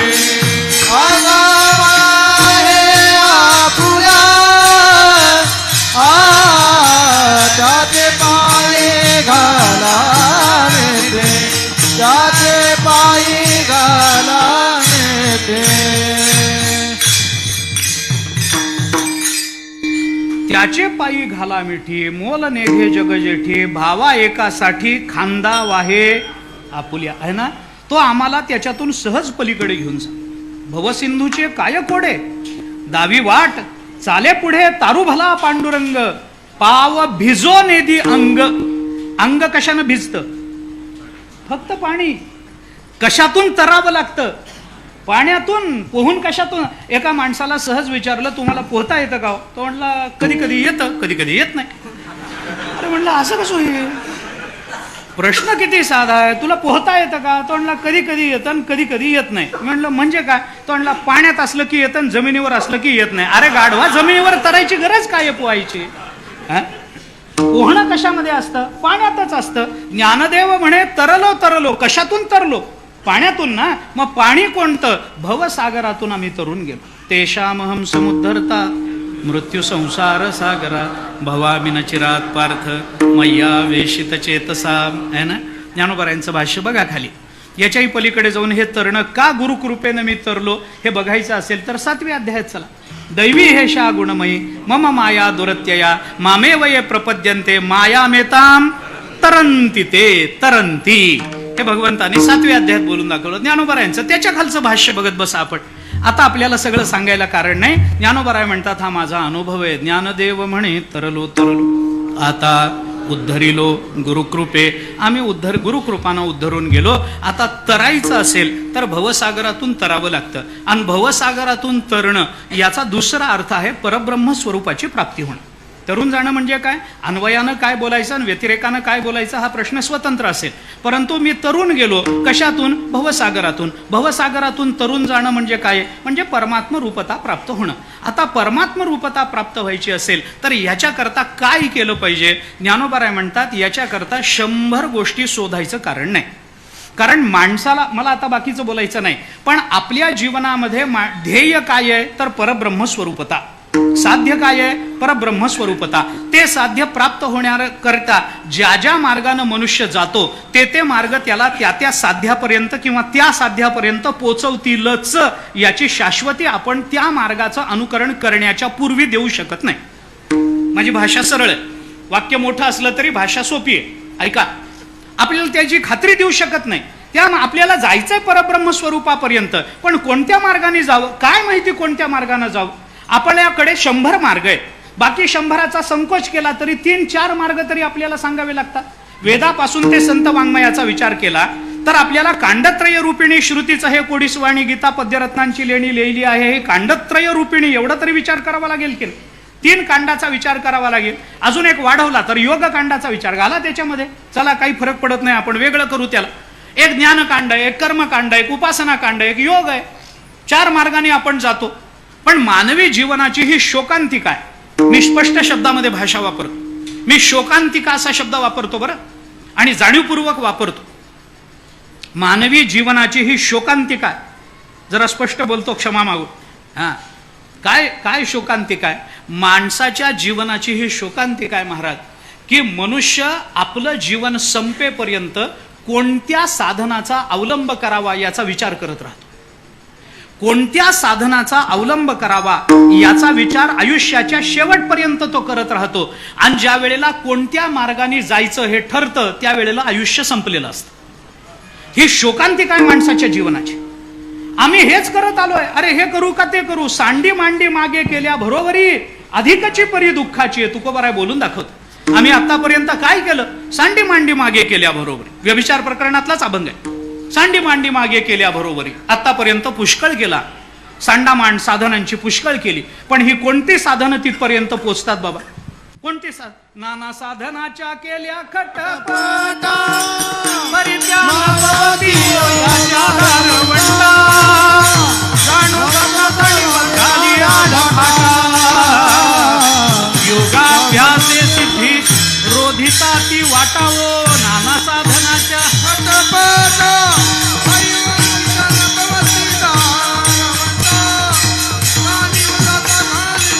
घाली आड फाटा, योगाभ्यासे.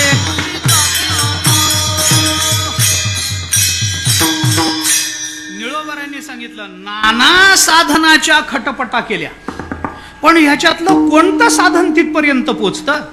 परित्यापनपवती हो, याच्या दारवंठ्यापर्यंतही पोचत नाहीत. आतपर्यंत जाणं सोडून द्या, दारापर्यंत पोचत नाहीत. दारापर्यंत काय करता मग? चुकलं कुठं?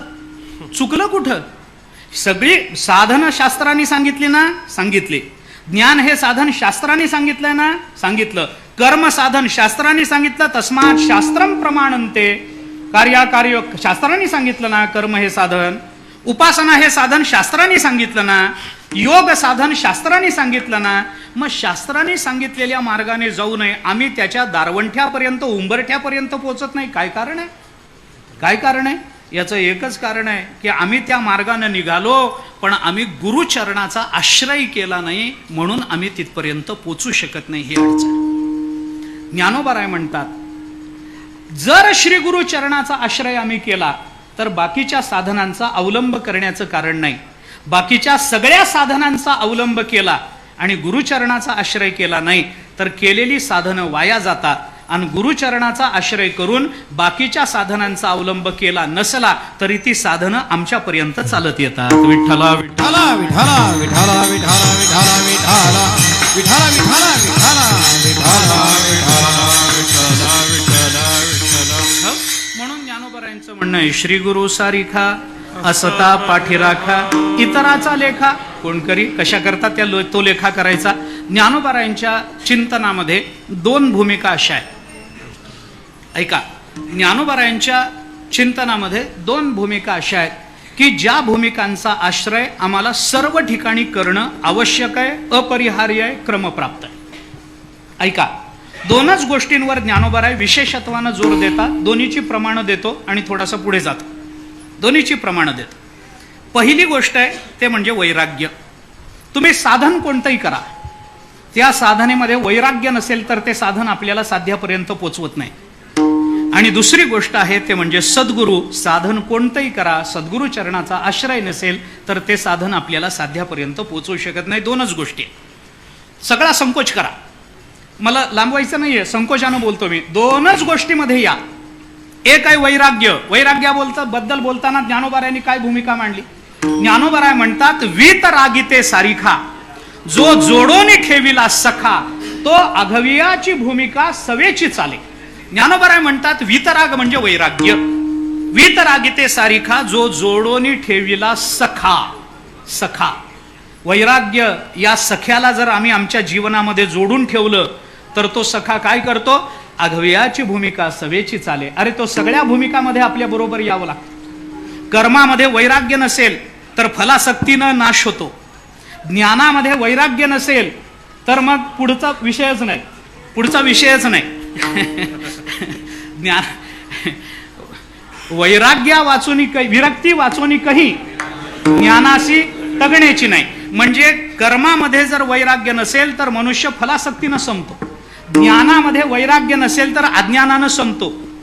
योगामध्ये जर वैराग्य नसेल, आता काय सांगू, योगामध्ये वैराग्य नसेल तर काय होतं हे 60,000 वर्षाची तपश्चर्या करणाऱ्या विश्वामित्राला विचार. आणि वैराग्य आणि आपल्या तपामध्ये वैराग्य असेल तर ते तप कसं पूर्णतेला जातं हे आपल्या जवळ आलेल्या वेश्येला आई म्हणणाऱ्या तुकोबारायांना विचारा. विठ्ठला विठ्ठला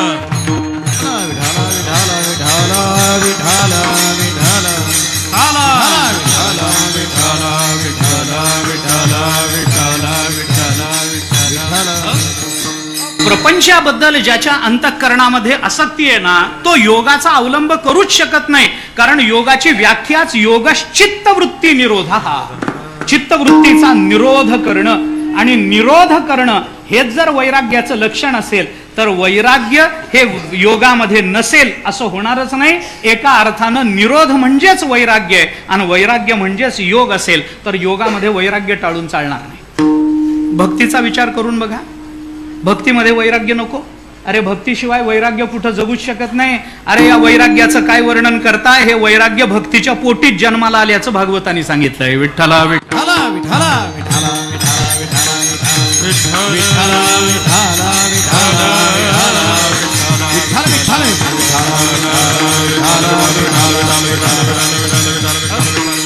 याची प्रमाण किती देऊ मी आपल्याला. वैराग्य पाहिजे, भक्ती करताही वैराग्य पाहिजे. भक्तीची तो जाती ऐसी सर्वस्वासी मुकावे, तुकोबारायांचं प्रमाण. भक्तीची जातीच अशी आहे जिथं सर्वस्वाचा त्याग करावा लागतो तर भक्ती होते. मला हेही पाहिजे, हेही पाहिजे, हेही पाहिजे, हे भक्तीत चालत नाही. एकनिष्ठता हे वैराग्याचं जर प्रतीक असेल तर ती एकनिष्ठता ज्ञानात पाहिजे, ती कर्मात पाहिजे आणि अर्थातच ती भक्तीमध्ये पाहिजे. आता हे किती सांगत बसू, ज्ञानेश्वरी काढा, सगळ्याची प्रमाणं देऊन जातो. कर्मा करता इथे पाहिजे. आता हे कुठं कुठं कसं कसं सांगू मी तुम्हाला. 3 ओव्या ज्ञानोबारांच्या फक्त सांगतो, 3 ओव्या सांगतो. आपण चिंतन करून बघा, लांबवायचं कारण नाही. ज्ञानाकरता आपल्याला एकनिष्ठता पाहिजे. ज्ञानोबारायांनी ज्ञानाचं चिंतन करताना आपल्याला सांगितलंय. ऐका, दृष्टांतपूर्वक ज्ञानोबाराय बोलतात. बीज चिजाहले तरू का भांगारची अलंकारू तैसा मज एकाचा विस्तारू ते हे जग. जगाचं स्वरूप सांगत असताना ज्ञानोबाराय माझ्या एकट्याचा विस्तार म्हणजे जग आहे म्हणून सांगतात. तिथं एक शब्द हा विशेषत्वानं विचारात घ्या. दुसरा शब्द कर्माच्या संबंधानं जर विचारात घ्यायचा असेल तर या 18व्या अध्यायामध्ये ज्ञानोबारायांनी अर्जुनाला सांगताना हे सांगितलंय. स्वमायेचे आडवस्त्र लावोनी एकला खेळवी सूत्र. एकला, माझा मुद्दा इथं आहे. लावोनी एकला खेळवी सूत्र बाहेरी नटी छायाचित्र 84 लक्ष. या 84 लक्ष योनींना आपल्या बोटाच्या तालावर नाचवणारा एकला असतो. हा कर्मातली एकनिष्ठता इथं विचारात घ्यावी लागते. ज्ञानातली एकनिष्ठता एकाचा विस्तारू आहे. कर्मातली एकनिष्ठता एकला खेळवी सूत्र आहे. आणि भक्तीतली एकनिष्ठता बघायची असेल तर 9व्या अध्यायाच्या शेवटी चला. मन्मना भव मद्भक्तो मद्याजिमाम नमस्कुरु मामे वैश्यसी युक्तैव महात्मानं मत्परायणः. त्याच्या खालची पहिली ओवी, तू मन हे मीची करी माझिया भजनी प्रेमधरी सर्वत्र नमस्कारी मज 15 ते. नाही ना, मज एकाते, मज एकाते सर्वत्र नमस्कारी ही भक्तीतली एकनिष्ठता.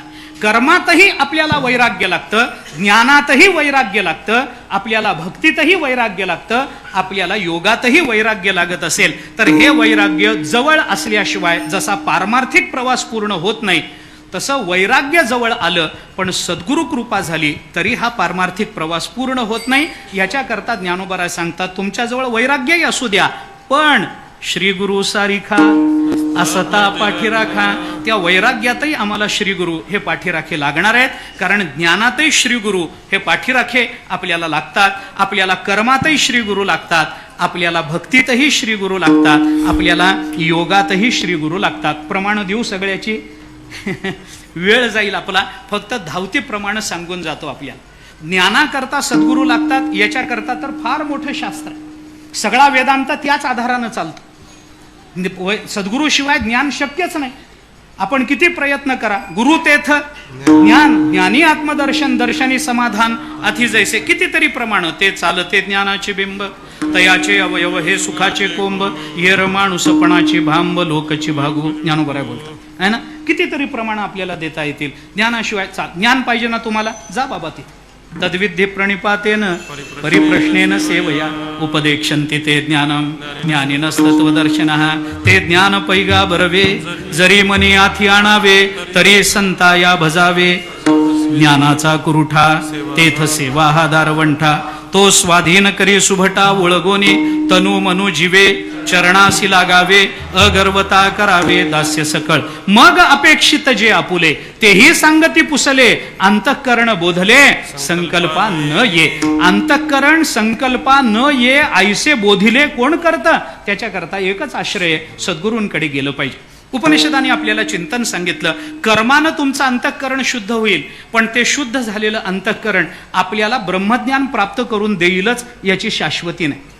कर्म आम्हाला अंतःकरण शुद्धीपर्यंत नेतील, पण ज्ञान हवं असेल तर आपल्याला गुरुकडे जावं लागेल. उपनिषदाने आपल्याला सांगितलं, कर्म काय करतं? परीक्ष लोकान कर्मचितान तस्मात ब्राह्मणः निर्वेद मायान नास्ति अकृतः कृतेन तद विज्ञानार्थम गुरुमेव अभिगच्छेत. समित पाणी श्रोत्रियम ब्रह्मनिष्ठम. श्रोत्रिय ब्रह्मनिष्ठ असणाऱ्या गुरुकडे जा. कशा करता? तद विज्ञानार्थम, त्या ज्ञानाकरता गुरुकडे जा. अंतःकरण शुद्धी झाली म्हणजे जीवनात सगळं साध्य झालं नाही, सद्गुरु कृपांकित झालं पाहिजे आणि सद्गुरूंकडे आपण गेलं पाहिजे. कसं जा? समित पाणी हातामध्ये समिधा घेऊन जा. कोणत्या गुरुकडे जा? श्रोत्रियम ब्रह्मनिष्ठम. श्रोत्रिय आणि ब्रह्मनिष्ठ गुरुकडे जा. हे उपनिषदाने आपल्याला सांगितलं. आता गुरुम एव अभिगच्छेत, गुरुकडेच जा. हे सांगण्याकरता जगद्गुरु शंकराचार्यांनी या श्रुतीवर भाष्य करताना असं म्हटलंय, तुम्ही किती मोठे विद्वान असा, तुम्ही किती मोठे शास्त्रज्ञ असा, तुमची बुद्धी कितीही चांगली असू दे, तुम्हाला जगतातलं किती कळतं, याला काही महत्व नाही आहे, काही महत्व नाही. ज्ञानोबारांनी हे चिंतन, आचार्यांनी हे चिंतन जरा विशेषत्वाने केलं. आपल्याला त्याचं प्रमाण, आचार्यांचं काय बोलणं आहे ते सांगतो. आचार्य म्हणतात, तुम्ही किती मोठे शास्त्रज्ञ असा, शास्त्रज्ञ अपि स्वातंत्र्येण ब्रह्मज्ञानान्वेषणम न कुर्यात गुरुम एव अभिगच्छेत. आचार्य म्हणतात, तुम्ही मोठे शास्त्रज्ञ असा, तुमची बुद्धी किती चांगली असू दे, किती. ज्ञानोबारांनी त्याचा खुलासा करताना 15व्या अध्यायामध्ये म्हटलंय, ते ज्ञानही अपैसे होईल, प्रज्ञा परिमाणूही उगाणा घेईल, सकळ शास्त्राचे येईल सर्वस्व हाता, परिते व्युत्पत्ती ऐसी, जरी विरक्ती नरिगे मानसी, सर्वात्मका मजसी न होय भेटी. भगवान बोलतात, भगवंताच्या मुखातून ज्ञानोबाराय बोलतात, अरे बाबा तुम्ही किती मोठे असा, ते ज्ञानही अपैसे होईल, प्रज्ञा परिमाणूही उगाणा घेईल. या जगतामध्ये किती अणुरेणू भरून राहिलेले आहेत, याचा हिशोब तुमची बुद्धी करू शकेल. इतकी तुमची बुद्धी चांगली असेल, पण तुम्हाला ज्ञान प्राप्त करून घ्यायचं असेल तर स्वतःची बुद्धी वापरून चालत नाही. मग त्याच्याकरता काय करावं लागतं? गुरुमेव अभिगच्छेत, गुरुकडेच जा. हा उपनिषदाचा सिद्धांत जर आपण डोळ्यासमोर ठेवला तर ज्ञानाकरता गुरुकडे जावं लागेल. किती उदाहरणं देऊ तुम्हाला? उदाहरण मी अनेक वेळेला देतो, अनेक वेळेला. भगवान श्रीकृष्ण गोकुळात गेले, वसुदेवाने भगवंताला गोकुळामध्ये ठेवलं, तिथली माया उचलली आणि वसुदेव पुन्हा माघारी फिरले. गोकुळातली माया गेली, माया निवृत्त झाली. गोकुळातली माया निवृत्त झाल्यामुळे गोकुळामध्ये जर मायाच राहिली नाही तर माया कार्यही काही नाही. त्यामुळे गोकुळातल्या लोकांना ब्रह्मज्ञान झालं. गोकुळीच्या लोका झाले ब्रह्मज्ञान, केलिया वाचोनी जप तपे. गोकुळातल्या लोकांना ब्रह्मज्ञान झालं. आता गोकुळातल्या सगळ्या गोपिका, गोकुळातले सगळे गोपाळ ब्रह्मज्ञानी झाले की नाही? झाले. मायाच निघून गेली, माया निघून गेली. एखाद्या शिष्याच्या जीवनातली माया निवृत्त करणारे सद्गुरू हे त्याच्या जीवनामध्ये फार मोठ्या पुण्याईनं त्याला प्राप्त होतं. एखादे सद्गुरू आपल्या एखाद्याच शिष्याच्या जीवनातली माया निवृत्त करतात. पण वसुदेव असे सद्गुरू आहेत, गावाची माया उचलून घेऊन गेले. एकाची नाही, गावाची माया उचलून नेली. गोकुळातल्या लोकांना ब्रह्मज्ञान झालं, सगळ्यांना सगळे ब्रह्मज्ञान, सगळे ब्रह्मज्ञान. भगवान आले गोकुळामध्ये. गर्ग संहितेमध्ये विचार, गर्गाचार्य यायचे वारंवार भगवंताच्या दर्शनात. मग गर्गाचार्य आले एके दिवशी भगवंताच्या दर्शनात. गोपिका पाळण्याभोवती उभ्या होत्या. गर्गाचार्य आले, म्हटलं की गोपिकांनी रस्ता घ्या, दर्शन घ्या, तुम्ही पहिले. तुम्ही का महाराज आहेत? तुम्ही पहिले दर्शन घ्या, बारी राहील मागे, राहू द्या, तुम्ही आधी दर्शन घ्या. तुम्ही महाराज, गर्गाचार्य महाराज आचार्य आहेत आपण, या घ्या दर्शन घेतलं गर्गाचार्याने. बाजूला आसन होतं, आसनावर जाऊन बसले. बसल्यानंतर या गोपिका गर्गाचार्यांसमोर जाऊन बसले आणि गर्गाचार्य, आमच्या मनात एक प्रश्न आहे. बोला काय प्रश्न आहे? त्याने विचारलं, म्हणे हे ब्रह्म ब्रह्म काय असतो? कोण विचारतं? गोपिका. कुणाला? गर्गाचार्यांना. हे ब्रह्म ब्रह्म काय भानगड आहे? अरे ते तिथंच पाळण्यामध्ये झोपलंय ना. तुम्हीच ब्रह्मज्ञानी झालात ना, गोकुळीच्या लोका झाले ब्रह्मज्ञान, केलिया वाचून जपतपे झालं ना, जप तप केलिया वाचून तुम्हाला ब्रह्मज्ञान झालं ना, मग आता काय विचारता पुन्हा? ब्रह्म ब्रह्म म्हणजे काय असतं ते कशा करता विचारता? याचं उत्तर वल्लभाचार्यांनी भागवताच्या सुबोधिनी नावाच्या त्यांच्या टीकेमध्ये दिले. वल्लभाचार्यांनी त्याचं उत्तर देताना असं म्हटलं की गोकुळातली माया निवृत्त झाली हे खरंय, गोकुळातल्या लोकांना ब्रह्मज्ञान झालं हेही खरंय. मग त्याने का विचारलं गर्गाचार्यांना ब्रह्म म्हणजे काय असतं? तर ब्रह्मज्ञानाने विचारावं काय ब्रह्म म्हणजे काय? विचारू नये. मग गोपिकांनी का विचारलं? त्याचं उत्तर देताना वल्लभाचार्यांनी असं उत्तर दिलं की गोपिकांना ब्रह्मज्ञान झालं होतं तरी गर्गाचार्यांना विचारलं, कारण आधी झालेलं ब्रह्मज्ञान गुरुकडून झालं नव्हतं आणि गुरुकडून झाल्याशिवाय ते खरं होत नाही, म्हणून विचारावं लागलं. विठ्ठला विठ्ठला विठाला विठाला विठाला विठाला विठाला विठाला विठाला विठाला विठाला विठाला विठाला. म्हणजे ज्ञानामध्ये गुरुचरणाशिवाय दुसरा कोणताही मार्ग नाही. गुरु सारिखा सता पाठीराखा, इतराचा लेखा कोण करे? काय करायचंय बाबा? हे ज्ञानाच्या बाबतीत झालं. आपण जर पुढे योगाच्या बाबतीत विचार करा, योगामध्ये तत्रैकाग्रम मनः कृत्वा या श्लोकाच्या खालची पहिली ओवी वाचा ज्ञानोबारांची. 6वा अध्याय तत्रैकाग्रम मनः कृत्वा, एकच पहिलीच ओवी. मग तेथ आपण करोनी सद्गुरु स्मरण, ज्ञानोबराय बोलतात बरं का. मग तेथ आपण करू एकाग्र अंतःकरण करोनी सद्गुरु स्मरण अनुभवी. जे ज्ञानोबराय बोलतात ना, सद्गुरूंचं स्मरण केल्याशिवाय आपल्याला चित्त एकाग्र केलं आणि सद्गुरूंचं स्मरण जर केलं नाही तर एकाग्र झालेलं चित्त सुद्धा ब्रह्मतत्वापर्यंत पोचू शकत नाही. जर अनुभवी जे इथपर्यंत यायचं असेल तर योगामध्ये सुद्धा सद्गुरु स्मरण करणं आवश्यक आहे. विठ्ठला विठ्ठला विठाला विठाला विठाला विठाला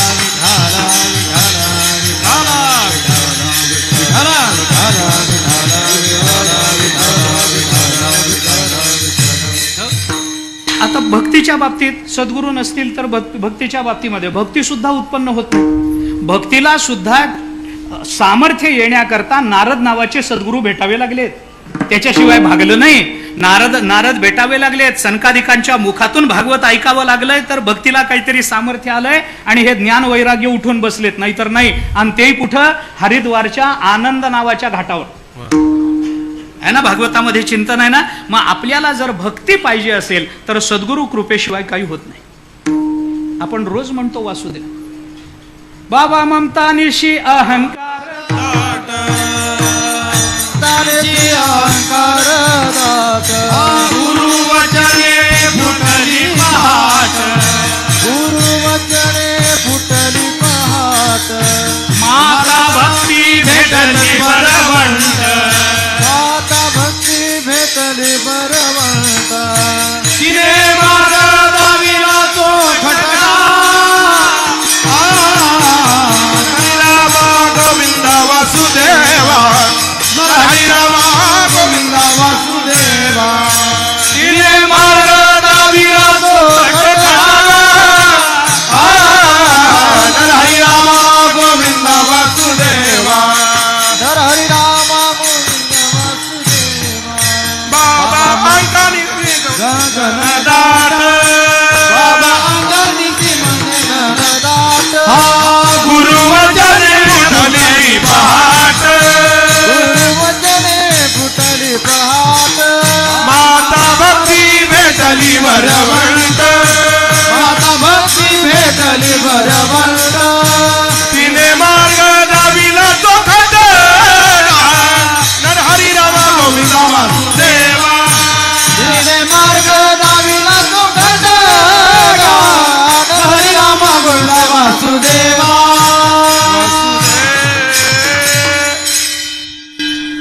गुरुवचने फुटली पहाट आणि मग माता भक्ती भेटली वरवण. म्हणजे आधी गुरुवचन आलं पाहिजे, गुरुकृपा झाली पाहिजे तर भक्तीची भेट होणार, नाहीतर होणार नाही. झालं ज्ञान, झालं योग, झाला भक्ती झाली, काय राहिलं? कर्म.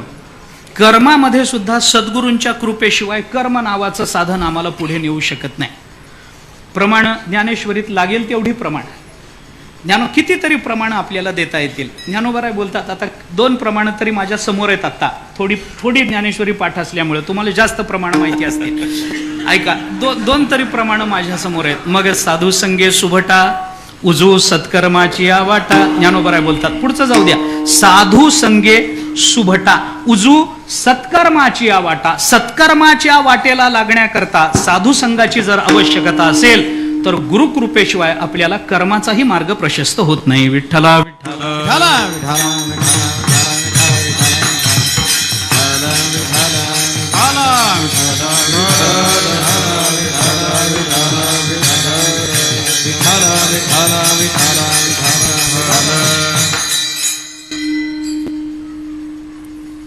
पै संतासवे वसता, योग ज्ञानी पैसता, गुरुचरण उपासिता वैराग्यशी, येण्याची सत्कर्मे अशेषही अज्ञान विरमे, जयाचे अहम विश्रामे आत्मरूपी.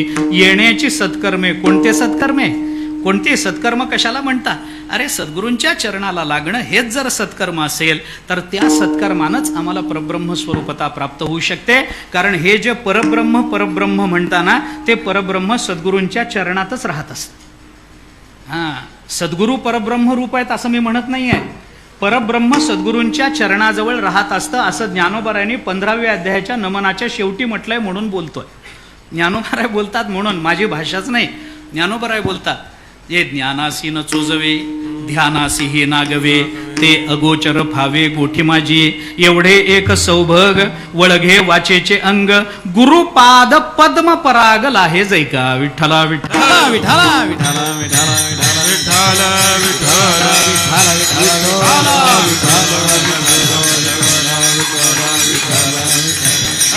म्हणून बाकी सगळ्याच गोष्टी गुरुकृपेच्या अंकित असतील तर एक गुरुकृपा झाली की या सगळ्या गोष्टी प्राप्त होतात. म्हणून सगळं प्राप्त करून घेण्यापेक्षा एक प्राप्त करून घेणं महत्वाचं आहे. हेच उपनिषद आपल्याला सांगतं. सगळ्याच्या मागे लागू नका, एकाच्या मागे लागा. एकाच्या मागे लागलं, आपल्याकडे नेहमीचा विचार आहे, अहो वेगवेगळ्या कारणांचं संशोधन करत, कार्याचं संशोधन करत बसण्यापेक्षा त्या सगळ्या कार्याचं एक जे कारण असतं त्या कारणाचं संशोधन करावं. बाकी सगळी कार्य जशी हस्तगत होतात तसं बाकीच्या साधनांचं संशोधन करत बसण्यापेक्षा, आचरण करत बसण्यापेक्षा गुरुचरणाचा आश्रय करावा. सगळी साधनं आमच्या अंकित होतात. म्हणून ज्ञानोबराय बोलतात, श्री गुरु सारिखा असता पाठी राखा, इतराचा लेखा कोण करे. मग इतरांची किंमत करण्याचं आम्हाला काय कारण आहे? त्यांना मान देण्याचं काय कारण आहे? इतरांच्या नादाला लागण्याचं काय कारण आहे? एक आम्हाला कळलं, सद्गुरु कृपा झाली की सगळं हाताशी येतं, सगळं आम्हाला प्राप्त होतं. आम्हाला दुसरं काही करण्याचं कारण नाही. म्हणून हेच मी केलं. सद्गुरु श्री गुरु सारिखा असता पाठी राखा, इतराचा लेखा कोण करे. आता 1-2 गोष्टी फक्त जाता जाता धावत्या बोलायच्या आहेत, तेवढं सांगून जातो. ज्ञानोबराय म्हणतात, श्री गुरु सारिखा असता पाठी राखा. हा पाठी राखा शब्द आहे की नाही, हा पाठी राखा शब्द 2 अर्थानं या जगतामध्ये प्रचलित झाला. पाठी राखा, पाठी राखा हा शब्द जेव्हा अनेक वचनी येतो तेव्हा त्याचा अर्थ होतो मागून अनुगमन करणारे अनेक. आणि पाठी राखा हा शब्द एक वचनी येतो त्यावेळेला त्याचा अर्थ होतो सद्गुरू किंवा परमात्मा. 2च आहे. आता याची उदाहरणं मला द्यायची नाही आहेत, पण दिल्याशिवाय कळत नाही म्हणून बोलावं लागतं. अनेक पाठी राखे जेव्हा असतात की नाही तेव्हा ते पाठी राहून काय गोंधळ करतील सांगता येत नाही. हे पाठ राखतीलच याची शाश्वती देता येत नाही. अनेक पाठी राखे नेत्याच्या मागे असतात. त्यांना पाठी राखेच म्हणतात ना, नेत्याच्या मागे उभे असतात ते पाठी राखेच असतात. पण ते पाठी राखे असतात का नसतात हे कसं ओळखायचं? ते मतदानाचा निकाल लागल्याशिवाय कळत नाही. ते कळत नाही. हे पाठी राखे कसं म्हणायचं? हा अनेक वचनी पाठी राखे म्हणजे काय? मागे राहून पाठिंबा देणारे हे अनेक असतील तेव्हा त्याला अर्थ नसतो. ते एकच पाहिजे, एकच, बाकीचं नाही. आणि जर आता ज्ञानोबराय म्हणतात श्रीगुरु सारिखा असता पाठी राखा, इतराचा लेखा कोण करी, याचा दुसरा अन्वय जर याच पाठीराखे शब्दाच्या चिंतनातून आपल्याला पुढे न्यायचा असेल तर पहिल्या अध्यायाचं सद्गुरूंच्या संबंधानं केलेलं चिंतन नमनातून ज्ञानोबरायांनी जे केलं तेच पहा. ज्ञानोबराय काय म्हणतात? एरवी तरी मी मूर्खू, जरी जाहला अविवेकू तरी संत कृपा दीपकू सोजवळू असे परी तेथ असे एक आधारू. आधारू किती पाहिजेत? एक पाहिजेत. तो आधार एकच पाहिजे. परी तेथ असे एक आधारू जेणे बोले मी सधरू सानुगुळू श्री गुरु ज्ञानदेवो म्हणे. जर श्रीगुरु अनुकूल असतील आणि ते एकटे जर आधार म्हणून पाठीमागे आम्हाला राहत असतील, आमची पाठीराखे असतील, तर आम्हाला हे सगळं करता येईल. पण जर श्रीगुरु पाठीराखे नसतील तर एरवी मी मूर्ख ठरे. म्हणजे सद्गुरू पाठीमागे नसतील तर मनुष्य कोणत्या साधनेत प्रवृत्त होतो याला महत्व नाही, तो मूर्ख ठरतो. हे महत्वाचं आहे. विठ्ठला विठ्ठल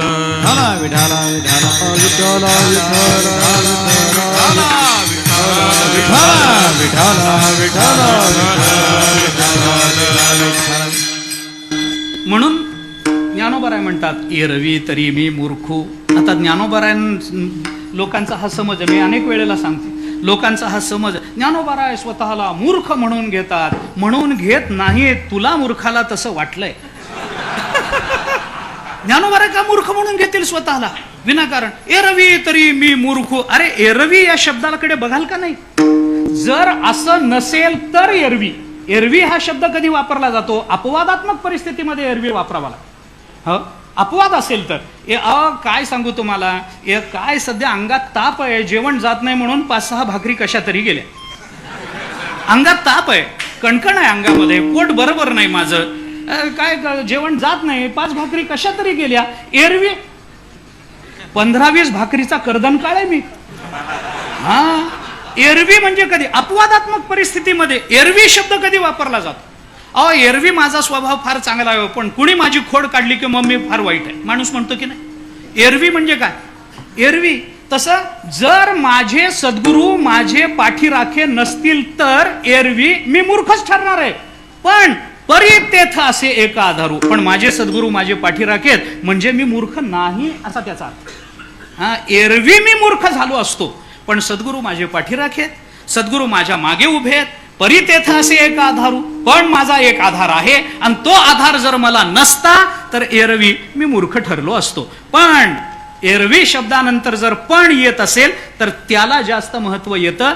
पण माझे सद्गुरू हे माझा आधार आहेत आणि त्यांच्याच जोरावर मी हा ग्रंथ निर्माण करतो आहे. हे जर ज्ञानोबाराय बोलत असतील तर सद्गुरूंचा एकमेव आधार परी तेथ असे एकच पाहिजे. एक श्रीगुरु सारिखा असता एकच पाठी राखा. मग इतराचा लेखा कोण करी? मग कशा करता? म्हणून इतराचा लेखा करण्याचं आम्हाला कारण नाही, हे ज्ञानोबाराय बोलून दाखवतात. आणि ज्ञानोबारायने इथं श्रीगुरु सारिखा असता पाठी राखा असं म्हटलंय. काय असतं आपल्याकडे? गुरु सारिखा असं नाही म्हटलं ज्ञानोबाराय, श्रीगुरु सारिखा असं म्हटलं. काही प्रतीमध्ये सद्गुरु सारिखा असा पाठ आहे, काही प्रतीमध्ये आहे, पण बहुतांश प्रचलित पाठ श्रीगुरु सारिखा असा आहे. श्रीगुरु सारिखा. कारण काय आहे, शास्त्र असं सांगतं श्री कुणाला लावावं याचे काही नियम आहेत. कुणाच्याही नावामागे श्री लावून चालत नाही. आपण कुणाच्याही नावामागे लावतो. लग्नाची पत्रिका देताना श्री लिहितो की नाही? श्रीमान अमुक अमुक अमुक ये आपण लग्नाला या. श्रीमान. कसला श्रीमान? कसला श्री? श्री शब्दाचा अर्थ आहे लक्ष्मी. लक्ष्मीमान आहे का तो? म्हणायचं असतं राजमान्य राजश्री. रा लिहिण्याची पूर्वी पद्धत होती. रा ते पूर्वी पद्धत होती. रा असं राजमान्य राजश्री. हे राचं अरारा कधी झालं हे कळलं काय? राजमान्य कशाचा राजश्री आला? त्याच्या नावामागे श्री. आपल्या नावामागे श्री लावलं जातं ना, तेव्हा श्री लिहून तिथं पूर्णविराम दिला जातो. म्हणजे ज्याच्या श्रीला पूर्णविराम आहे ती थांबली तिथंच. ते आपण पांडुरंगाच्या नावामागे श्री लिहिलं जातं तेव्हा मध्ये पूर्णविराम द्यायचा नाही. श्री पांडुरंग असा एक शब्द करायचा, श्रीराम असा एक शब्द, श्री ज्ञानेश्वर महाराज, श्री तुकाराम महाराज एक शब्द करायचा. श्री तोडायचं नाही त्यांच्यापासून. असं आहे. श्री कुणाच्या नावामागे लावावं याच्याकरता एक कारिका प्रसिद्ध आहे. देवम गुरुम गुरुस्थानम क्षेत्रम क्षेत्राधिदैवतम सिद्धम सिद्धिकारांश श्री पूर्वम समुदीरयेत अशी कारिका आहे. त्याच्याकरता श्री कुणाच्या नावामागे लावावं, देवम गुरुम गुरुस्थानम गुरुच्या नावामागे श्री लावावं. त्यामुळे ज्ञानोबाराय म्हणतात श्री गुरु सारिखा असता पाठीराखा इतराचा लेखा कोण करी. आता श्रीगुरु सारिखा पाठीराखा आहे असं जे ज्ञानोबराय म्हणतात, त्या संबंधानं अजून फक्त एक विचार श्रीगुरु सारिखा असं जे ज्ञानोबराय बोलतात त्या संबंधानं बोलून दाखवायचा आहे. हे श्रीगुरु सारिखा म्हणजे नेमका कोण याचा विचार थोडासा करायचा आहे. एकदा प्रेमपूर्वक भजन करू. थोडक्या शब्दामध्ये श्रीगुरु सारिखा या शब्दावर थोडंसं विवरण करतो, सेवा संपवतो. विठोबा रखुमाई जय विठोबा रखुमाई जय विठोबा रखुमाई जय विठोबा रखुमाई जय विठोबा रखुमाई जय विठोबा रखुमाई जय विठोबा रखुमाई जय विठोबा रखुमाई जय विठोबा रखुमाई जय विठोबा रखुमाई जय विठोबा रखुमाई जय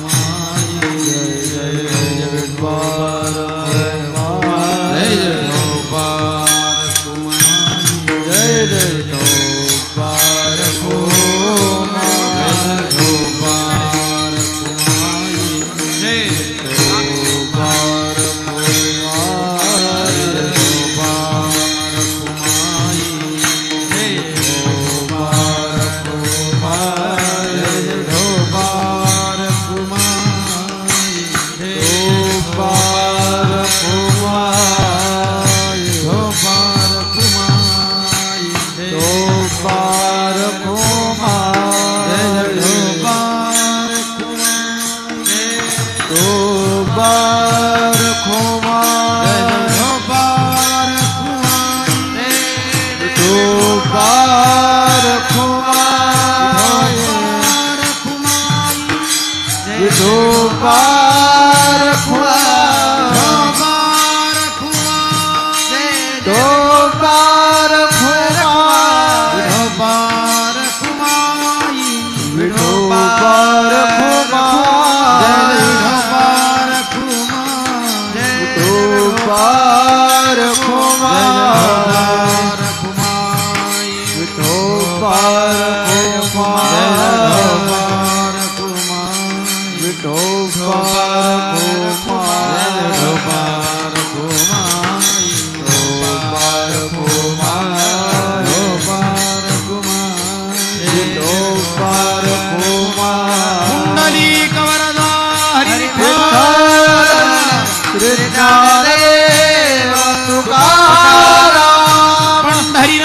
भगवान की जय. माऊली ज्ञानेश्वर महाराज की जय. जगद्गुरु तुकाराम महाराज की जय. जोग महाराज की जय. विठोबा रखुमाई विठोबा रखुमाई विठोबा रखुमाई विठोबा रखुमाई विठोबा रखुमाई विठोबा रखुमाई विठोबा रखुमाई विठोबा रखुमाई विठोबा रखुमाई जय जय विठोबा रखुमाई जय जय विठोबा रखुमाई.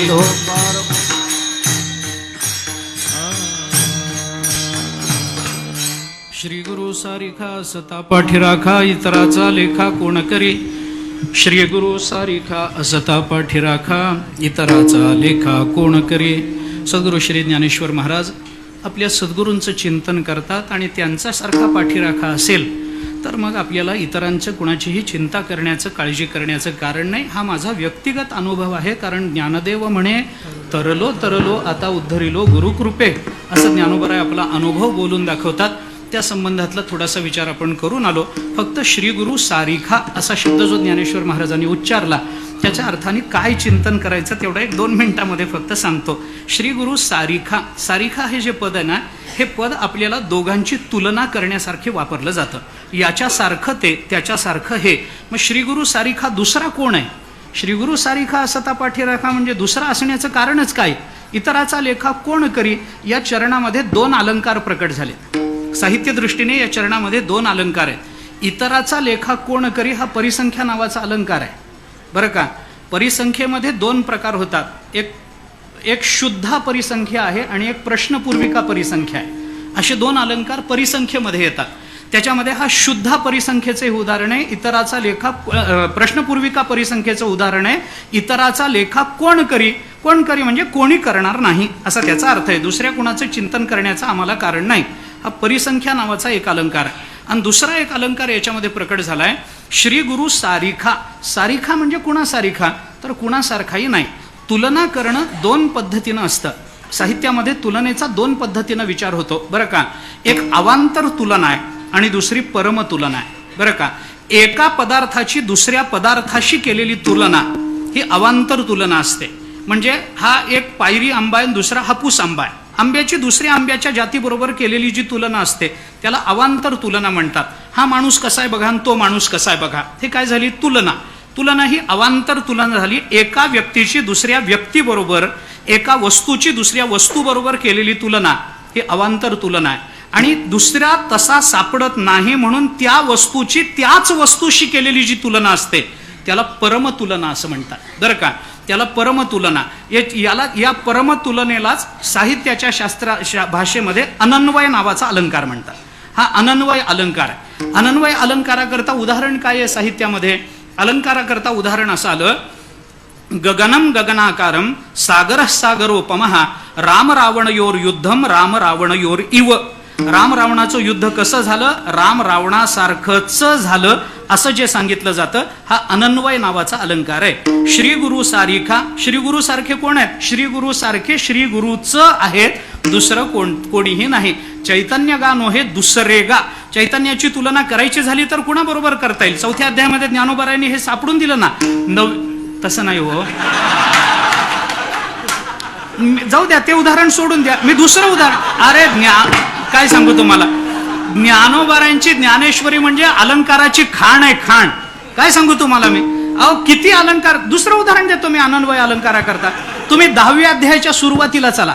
10व्या अध्यायाच्या सुरुवातीला ज्ञानोबारायांनी 9व्या अध्यायाचं वैशिष्ट्य सांगत असताना हा 9वा अध्याय किती श्रेष्ठ आहे हे सांगत असताना ज्ञानोबारायांनी हे उदाहरण दिलंय, नवमी कृष्णाचे बोलणे ते नवमी सारखीच जाणे. अरे ते 9वा अध्याय कसा आहे? 9व्या अध्यायासारखाच आहे.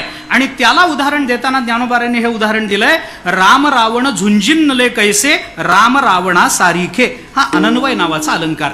हा अनन्वय नावाचा अलंकार इथं ज्ञानोबारायांनी तोही वापरला. श्री गुरु सारिखा. सारिखा म्हणजे कुणा सारिखा?